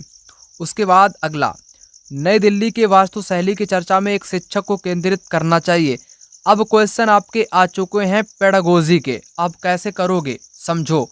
जैसे नई दिल्ली की वास्तुशैली की चर्चा कर रहे हो तो एक शिक्षक को किस पर केंद्रित करना चाहिए, कैसे पर्यटक इमारतों को देखते हैं, इमारतों को दूर से कैसे देखा जाना चाहिए, उनकी शैली पुरानी दिल्ली की शैली से कैसे श्रेष्ठ है, कैसे यह ब्रिटिश महत्ता और विस्मय का भाव पैदा करता है। फोर्थ वाला सबसे उपयुक्त आपका हो जाएगा, क्योंकि इसमें कुछ विशिष्ट बात कही गई है। क्योंकि नई दिल्ली की जो वास्तुशैली चर्चा है, जो वास्तुशैली की जो चर्चा यहाँ पर की गई है वो ब्रिटिश महत्ता, क्योंकि दिल्ली की वास्तुशैली जो है वो ब्रिटिश लोगों से प्रभावित हुई है, वो यहाँ पर जानेंगे। और विस्मय का भाव कैसे पैदा करती है इसका भी। उसके बाद अगला देखो, इतिहास यानी कि the teaching of history must be done with focused objective of. तो इतिहास शिक्षण का मुख्य उद्देश्य केंद्रित होना चाहिए। तो मुख्य उद्देश्य होना चाहिए जो वर्तमान में भी ऐसी घटनाएं जिनकी चर्चा की जा सके, जो प्रासंगिक हों ऐसी घटनाओं की, ठीक है ना। भूतकाल में कैसे घटित हुआ याद करना तो गलत होता है, आपको पता है। कैसे घटित हुआ यह बताना ये भी गलत है। क्वेश्चन यहाँ पर है, समसामयिक मुद्दों को सामाजिक विज्ञान की कक्षा में लाने का उद्देश्य क्या होना चाहिए। इसका उद्देश्य होना चाहिए देश से जुड़े मुद्दों के प्रति रुचि बढ़ावा देना, सही विश्लेषण आलोचनात्मक मूल्यांकन करने का कौशल विकसित करना, सही सनसनीखेज खबर। ये तो गलत है कि ऐसी खबर फैला दो जिससे बच्चे वैसे हो जाए थोड़ा बहुत, है ना। Build interest in the subject by providing sense, मतलब कि सनसनीखेज वाली खबर, ये तो गलत है। सी आपका जिन में उसको सबसे पहले हटाओ, आप लोग हटा दो। पहला हटेगा, तीसरा हटेगा, चौथा हटेगा, दूसरा बचेगा। दूसरा वाला इस क्वेश्चन का राइट जवाब हो जाएगा। विद्यालय और अधिगम, बाहर की दुनिया को जोड़ना, विद्यालय और बाहर की दुनिया से जोड़ना। क्वेश्चन नंबर 71 यहाँ पर कहता है, सामाजिक विज्ञान की कक्षा में समानता पर चर्चा करते समय उद्देश्य होना चाहिए। सबसे पहले आप क्या करोगे, क्वेश्चन को अच्छे ढंग से समझने का प्रयास करोगे। यहाँ पर पूछा समानता पर, यानी कि बच्चों के बीच आप एक शिक्षक हो या शिक्षिका हो तो चर्चा किस पर आपको करनी है, समानता पर करनी है। तो क्या उद्देश्य होना चाहिए, अधिगमकर्ताओं के साथ गरिमा से जुड़े मुद्दों को संबोधित करना, सही दिया गया है। सभी का सम्मान करने के प्रति अधिगमकर्ताओं को संवेदनशील बनाना, सही दिया गया है। यानी कि सभी का सम्मान यहाँ पर शब्द आया है, इसलिए सही है, ठीक है ना। संविधान में परिलक्षित मूल्यों पर आधारित होना चाहिए, सही है। यह समझाना कि हर तरह का अंतर असमानता की तरफ ले जाता है, कि हर तरह का अंतर जो होता है वो असमानता की ओर ले जाता है, बच्चों को यह समझाना चाहिए। नहीं, यह तो बिल्कुल भी नहीं समझाना चाहिए, क्योंकि असमानता की बात करी गई है ना। यहाँ पर समानता की चर्चा करनी है, असमानता की ओर ले जाता है, गलत है। तो ए बी सी राइट होगा, डी गलत होगा। डी जिन में लगा होगा वो यहाँ से हटेगा, तो राइट आपका बचेगा पहला वाला, जो कि राइट जवाब यहाँ पर हो जाएगा। उसके बाद अगला क्वेश्चन आपकी स्क्रीन पर, कक्षा और समाज में व्याप्त विविधता को संबोधित करने के लिए सामाजिक विज्ञान के शिक्षक को चाहिए। तो विविधता टॉपिक से यह क्वेश्चन आपकी स्क्रीन पर रहा, ठीक है ना। तो विविधता, बच्चों को आपको क्या समझाना है, विविधता से संबोधित करना है या उस बच्चों को विविधता के बारे में बताना है। तो सामाजिक विज्ञान के शिक्षक को क्या करना चाहिए, विभिन्न संस्कृतियों के जुड़े उदाहरणों को कक्षा में शामिल करना चाहिए, सही दिया गया है। केवल शब्द आया है, तो केवल तो आपका गलत हो जाएगा। बी को हटाओगे आप लोग, हटा लो, बी को हटा लो, बचेगा पहला वाला। तो पहला वाला इस क्वेश्चन का राइट आंसर यहाँ पर भी हो जाएगा, ए एंड सी। पहला तो सही है, सी भी सही हो जाएगा। अपने व्यक्तिगत अनुभवों को कक्षा में साझा करने के लिए विद्यार्थियों को प्रेरित करें।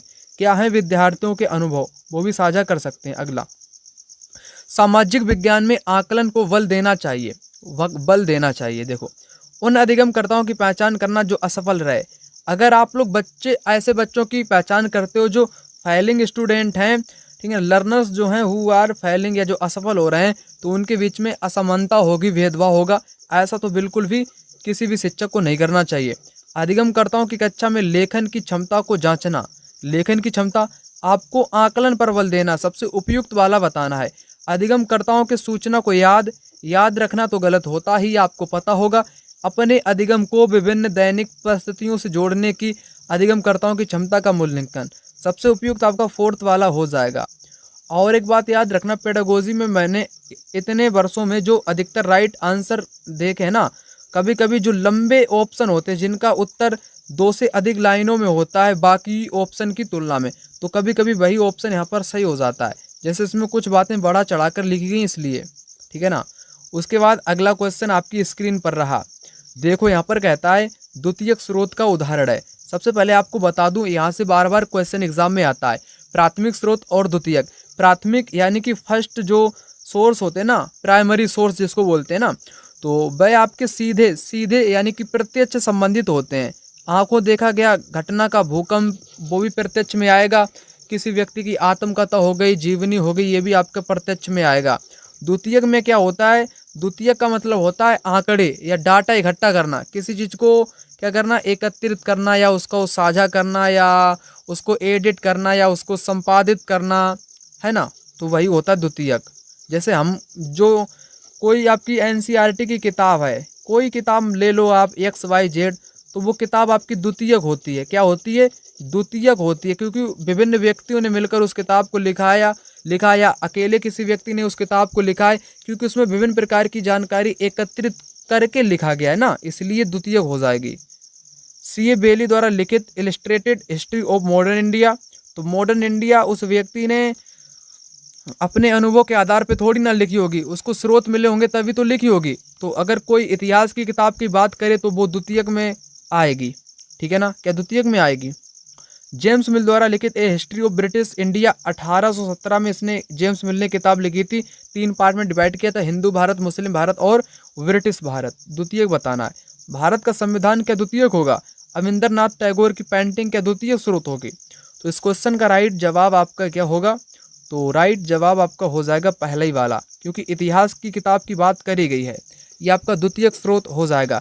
और वहीं जेम्स मिल ने ए हिस्ट्री ऑफ ब्रिटिश इंडिया लिखी थी ना, इसने अपने अनुभव के आधार पर लिखी थी, इसलिए यह प्रत्यक्ष यानी कि प्राथमिक हो जाएगी ना। इसने तभी लिखी थी जब भारत गुलाम था, 1817 में इसने लिखी थी। भारत का संविधान द्वितीयक हो जाएगा क्योंकि विभिन्न व्यक्तियों के इसमें मत शामिल हैं। अविंद्रनाथ टैगोर की पेंटिंग द्वितीयक हो जाएगी। समझ गए होगे आप लोग। आगे, औपनिवेशिक भारत में स्त्री शिक्षा पर चर्चा करने के लिए विद्यार्थी निम्न आत्मकथाओं में से किसको संदर्भित कर सकते हैं। औपनिवेशिक भारत में, है ना, महिला शिक्षा की चर्चा करने के लिए, तो सबसे उपयुक्त आपका यहाँ पर हो जाएगा रास सुंदरी देवी कृत आमार जीवान, ये शायद बंगाली लेखिका थी। अगला, भूगोल शिक्षण को किन मुद्दों से जुड़े परिप्रेक्ष्य का विकास करना चाहिए। भूगोल यानी कि ज्योग्राफिकल जो पेडागोजिकल इश्यू होते हैं ना, उससे रिलेटेड क्वेश्चन। संसाधन संरक्षण आता है ज्योग्राफी में, विकास विस्थापन भी ज्योग्राफी में आता है। विविधता और एकता में जुड़ी चुनौतियां, ये तो आपकी पॉलिटिकल इश्यू हैं, यानी कि राजनीतिक प्रॉब्लम हैं, बल्कि आपको भूगोल की प्रॉब्लम बताना है ना कि राजनीतिक, तो ये तो गलत हुआ। मानव विकास भी कभी कभार भूगोल में ही आता है। सी को सबसे पहले हटाओ आप लोग, हटाओ हटाओ हटाओ। तो ABD किसमें है भाई, ABD आपके फोर्थ में है, तो फोर्थ वाला राइट आंसर यहाँ पर हो जाएगा, ठीक है ना। उसके बाद अगला, एक सक्रिय सामाजिक विज्ञान की कक्षा अधिगमकर्ताओं को प्रेरित करती है। चर्चाओं को न्यूनतम तो बिल्कुल ही गलत होता है, नेगेटिव। पाठ्य पुस्तक पठन पर केंद्रित गलत हो जाएगा क्योंकि पाठ्य पुस्तक पर केंद्रित नेगेटिव। व्याख्यान को सुनना गलत हो जाएगा। चुनौतीपूर्ण प्रोजेक्ट में भागीदार बनना बिल्कुल राइट आंसर हो जाएगा। उसके बाद अगला यहाँ पर है अध्याय के अंत में दिए गए प्रश्नों के बारे में। जैसे आपने कभी कभार किसी भी किताब को पढ़ा होगा, या मैंने भी कई बार किताबों को पढ़ा है, तो लास्ट में एक्सरसाइज रहता है लास्ट में, यानी कि कुछ अभ्यास वाले प्रश्न रहते हैं अध्याय के अंत में। वे क्वेश्चन काहे के लिए दिए रहते हैं वो आपको बताना, उनका कारण क्या है। ये विद्यार्थियों की अवधारणाओं को अपने शब्दों में बताने और मुद्दों वाद विवाद करने के लिए प्रेरित करते हैं। सही हो जाएगा। प्रोजेक्ट कार्य तुलना विभेद करना अध्याय के अंत में दिए गए प्रश्नों के प्रकार हैं, ये भी सही हो जाएगा। ये अधिगमकर्ताओं में कक्षा में पहले पढ़ाई गई अवधारणाओं की समझ विस्तृत करता है। तो ये तीनों बातें आपकी क्या सही हो जाएंगी। तो आपका आंसर यहाँ पर क्या होगा, आपका आंसर यहाँ पर हो जाएगा दोस्तों, ये अधिगमकर्ताओं की कक्षा में पहले पढ़ाई गई अवधारणाओं की समझ विस्तृत करता है, ठीक है ना। तो सबसे उपयुक्त आपके ए और बी यहाँ पर हो जाएंगे। विस्तृत करता ये यहाँ पर थोड़ा नेगेटिव आ गया ना, ए एंड वी यहाँ पर राइट आंसर आपका हो जाएगा, ए एंड वी। चलिए आइए आगे बात कर लेता हूँ। आगे यहाँ पर क्वेश्चन है, सामाजिक और राजनीतिक जीवन की पाठ्य पुस्तकों में, यानी कि the social and political life text book, इसमें क्या है, सामाजिक राजनीतिक मुद्दों की परिभाषा और विवरण है, सही है। संस्थाओं प्रक्रियाओं को ऐसे चिन्हित किया गया जैसे कि वे उसी तरह कार्यान्वित हैं जैसा संविधान में उनकी कल्पना, ये भी है। लोगों व क्षेत्रों से जुड़ी विभिन्न ठोस उदाहरणों को प्रस्तुत किया गया है। तो क्या ये बात यहाँ पर सही होगी? तो ये तो सही बात है, ठोस यहाँ पर साबित किया गया है। और जो पॉलिटिकल की किताब है एनसीईआरटी की, उससे रिलेटेड है। संस्थाओं प्रक्रियाओं को ऐसे चित्रित किया गया है जैसे कि वे उसी तरह के कार्यान्वित हैं जैसा संविधान में उनकी कल्पना है। कल्पना है, संविधान में कोई कल्पना की गई है, मतलब कि उतना उपयुक्त नहीं है यहाँ पर। ए और सी हो जाएगा, सेकेंड वाला। उसके बाद अगला, ये क्वेश्चन एनसीईआरटी की लाइन से है। डॉक्टर अंबेडकर कोरेगांव जाते हुए तो उनके साथ भेदभाव किया गया था, वही अनुभव है ना। शिक्षक पूछते हैं कि आपको लगता है स्टेशन पर लोगों ने अंबेडकर और उनके भाइयों के प्रति भेदभाव किया? जी हाँ, बिल्कुल भेदभाव किया था। इस प्रश्न में शिक्षक किस कौशल पर जोर दे रहे हैं? अनुभवों की तुलना, क्योंकि अनुभव की ही बात यहाँ पर अंबेडकर ने बताई है, या परिस्थितियों से अनुमान लगाना। तो उस दौरान की परिस्थिति से बच्चे अनुमान लगा सकते हैं। क्या यहाँ पर दूसरा सही हो जाएगा? जी हाँ, दूसरा बिल्कुल सही हो जाएगा। उसके बाद अगला, बाजार विषय से बच्चों को बताना है कि बाजार क्या होता है। उसके लिए आप क्या करोगे? या तो आप बच्चों को बाजार में घुमा दो, सबसे बढ़िया रहेगा। पाठ्य पुस्तक पढ़ाओगे ये तो समझ में नहीं आएगा। एक दुकानदार को कक्षा में साक्षात के लिए आमंत्रित करना, यही सही हो जाएगा, यही सही हो जाएगा। अगर इसकी जगह पे ऑप्शन में रहता बच्चों को मार्केट में घुमाना, बाजार में ले जाओ बच्चों को घुमाने के लिए, वो यहाँ पर राइट जवाब आपका हो जाता, क्योंकि यहाँ पर दुकानदार समझा देगा ना बच्चों को, वही मान लिया जाएगा। अगर होता ऑप्शन में कि बच्चों को बाजार में ले जाना या भ्रमण कराना, तो वही राइट आंसर हो जाता। अगला क्वेश्चन 82 नंबर का यहाँ पर कहता है, यही है उस ईश्वर की महिमा, इसलिए दूषण है भीतर, दूषित काया भीतर से, इसमें कोई भ्रम ना रखना। महरी चोखा, चोखा का कथन है, महरी चोखा का यह कहना। यह शिक्षक के तौर पर आप इस कविता का विश्लेषण और अपने अधिगमकर्ताओं से चर्चा कैसे करेंगे? एनसीईआरटी इतिहास की कक्षा 7 किताब की लाइन का क्वेश्चन है। चोखा मेला जो एक हुआ करता था ना, उसी की लाइन है भाई। तो यहाँ पर क्या समझाने की बात करेगी? यहाँ पर अर्थ निकालो सबसे पहले, चलो अर्थ निकालते हैं। यही है उस ईश्वर की महिमा, यानी कि ईश्वर की महिमा है, इसलिए दूषण है भीतर। दूषण मतलब दूषित है भीतर, दूषित है काया भीतर से, यानी कि शरीर जो काया है वो अंदर से कैसी है? दूषित है। इसमें कोई भ्रम ना रखना, इसमें आप कोई भ्रम मत रखना, भ्रम मत पालना। महरी चोखा का है कथन, तो दूषित काया है, इसकी बात करी गई है। मानवीय शुद्धता जन्म से निर्धारित होती है। मानवीय शुद्धता हम जो काम करते हैं उससे निर्धारित होती है।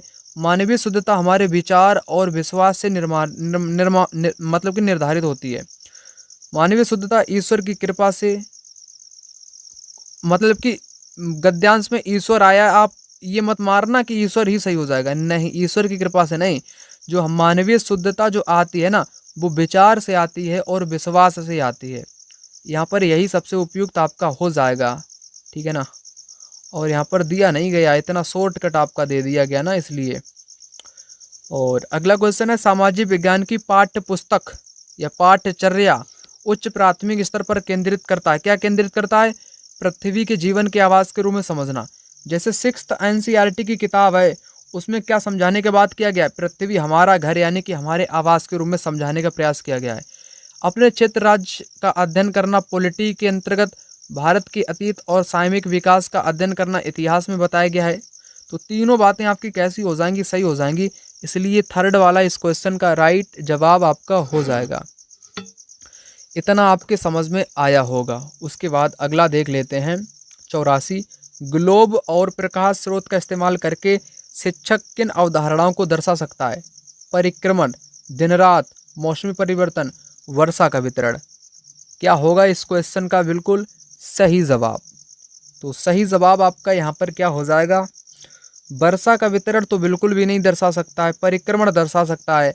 परिक्रमण का मतलब आप लोग जानते हो, क्या जानते हो, जैसे जैसे जैसे जैसे जैसे क्या है दोस्तों, ये रहा सूर्य, समझ लो आप लोग इस प्रकार से, सूर्य रहा और ये पृथ्वी है।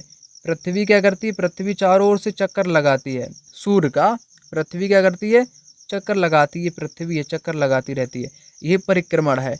तो ग्लोब, ग्लोब आप लोग समझ लो पृथ्वी है, ठीक है ना। प्रकाश स्रोत, जब ग्लोब पे आप लोग यहाँ पर रखोगे, यहाँ पर प्रकाश स्रोत बीच में रख लो, सूर्य को मान लो प्रकाश स्रोत, तो इसके माध्यम से आप परिक्रमण को समझा सकते हो, बिल्कुल समझा सकते हो, ठीक है ना। दिन रात किस कारण से होते हैं, घूर्णन गति के कारण से होते हैं। घूर्णन गति क्या होती है, पृथ्वी का अपने अक्ष पर घूमना, ये भी आप समझा सकते हो। मौसम परिवर्तन कैसे होता है, परिक्रमण गति के कारण से ही मौसम परिवर्तन होता है। जब आपने परिक्रमण समझा दिया तो आप मौसम को भी समझा सकते हो, सही हो जाएगा। लेकिन वर्षा को नहीं समझा सकते हो, इसलिए डी गलत होगा, डी हटा लो, बचेगा ABC, जो कि राइट जवाब आपका हो जाएगा। उसके बाद अगला है आपकी स्क्रीन पर, एक शिक्षक के तौर पर आप इतिहास के लोहा बनाने वाले फैक्ट्री मालिक विषय पर चर्चा करते समय भूगोल की पाठ्य पुस्तक के किस अध्याय के साथ इसका संबंध जोड़ना चाहोगे। तो आपने इतिहास पढ़ा होगा ना, इतिहास, जैसे इतिहास आप पढ़ते हो उसमें लोहा टॉपिक आ गया, तो ये लोहा वैसे तो हम लोग भूगोल में ही पढ़ते हैं, खनिज संसाधन में लोहे को पढ़ते हैं, उद्योग में भी लोहे को पढ़ते हैं, ऊर्जा संसाधन, ऊर्जा संसाधन में लोहे को नहीं पढ़ते हैं, हमारे पृथ्वी के अंदर लोहे को पढ़ सकते हैं।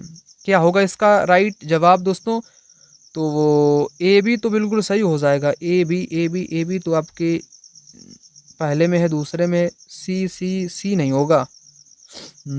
कौन सा होगा भाई सबसे उपयुक्त राइट आंसर इस क्वेश्चन का, हाँ तो इसका राइट आंसर आपका हो C, तो मैंने ऊर्जा संसाधन हट जाएगा, क्योंकि ऊर्जा में आपके नवीकरण आते हैं स्रोत और अनवीकरण आते हैं वगैरह वगैरह, क्योंकि ठीक है ना ऊर्जा, तो पृथ्वी के अंदर लोहा भी पाया जाता है, खनिज भी पाया जाता है, उद्योग में भी लोहा आएगा, खनिज संसाधन में भी लोहा आएगा। तो ABD इस क्वेश्चन का सबसे उपयुक्त जवाब हो जाएगा। अगर लोहे का संबंध जोड़ना है तो इन टॉपिक से हम लोग जोड़ सकते हैं। उसके बाद अगला देखो, एक शहर के स्कूल में भूगोल की कक्षा में वनों के प्रकार को बच्चों को समझाना है, वन का प्रकार। तो जाओ किसी क्षेत्र में बच्चों को घुमा दो वनों में, क्या होगा राइट आंसर, विद्यालय के समीप वन क्षेत्र का भ्रमण करना, मतलब कि बच्चों को आपको समझाना है वनों के प्रकार। क्या विद्यालय के आसपास सभी प्रकार के वन होते हैं, क्या आप बच्चों को सभी प्रकार से वन बता सकते हो। तो विद्यालय में आपके एक ही प्रकार के होंगे, तो ये बात ज़्यादा साबित नहीं होती है। क्षेत्र में पाए जाने वाले वनों पर पावर पॉइंट प्रेजेंटेशन बनाना, विभिन्न प्रकार के वनों पर आधारित डॉक्यूमेंट्री दिखाना, हाँ डॉक्यूमेंट्री वाला सही हो जाएगा, क्योंकि अगर बच्चों को आप लोग फिल्म वगैरह दिखाओगे ना वन पर आधारित या वनों के प्रकार पे, तो बच्चे समझ पाएंगे। तो थर्ड वाला यहाँ पर क्या होगा, यहाँ पर राइट आंसर आपका हो जाएगा, है ना, थर्ड वाला राइट आंसर आपका हो जाएगा, सही है। उसके बाद अगला है, भूकंप पर चर्चा के दौरान व्यवहारिक कौशल अधिगमकर्ताओं में विकसित करने हेतु शिक्षक को बल देना चाहिए।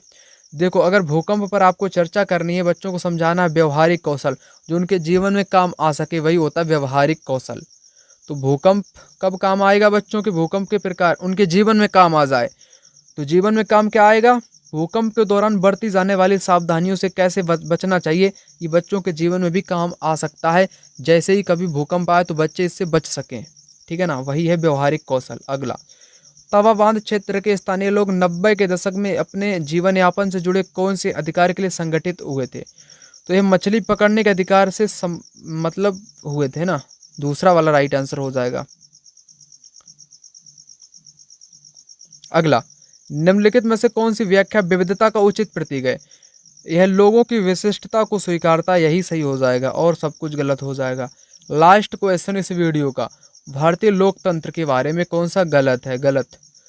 तो गलत वाला आपको बताना है दोस्तों। गलत तो आपका ये दिया गया ना, भारत में पहला आम चुनाव 1950 में नहीं हुआ था, 1951 से 52 के बीच में हुआ था।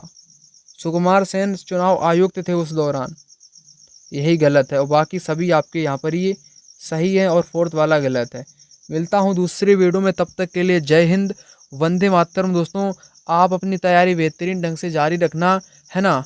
और बढ़िया तरीके से मोटिवेट होते रहना। तरह तरह की जो नई नई चीज़ें हैं एसएसटी में नोट्स आपने ले लिए होंगे, उनको दिन में 2 से 3 बार रिवाइज़ करते रहो, बस आपका काम हो जाएगा। नोट्स आप लोग ले लेना, नंबर मैंने सब कुछ आपको प्रोवाइड करा ही दिया है।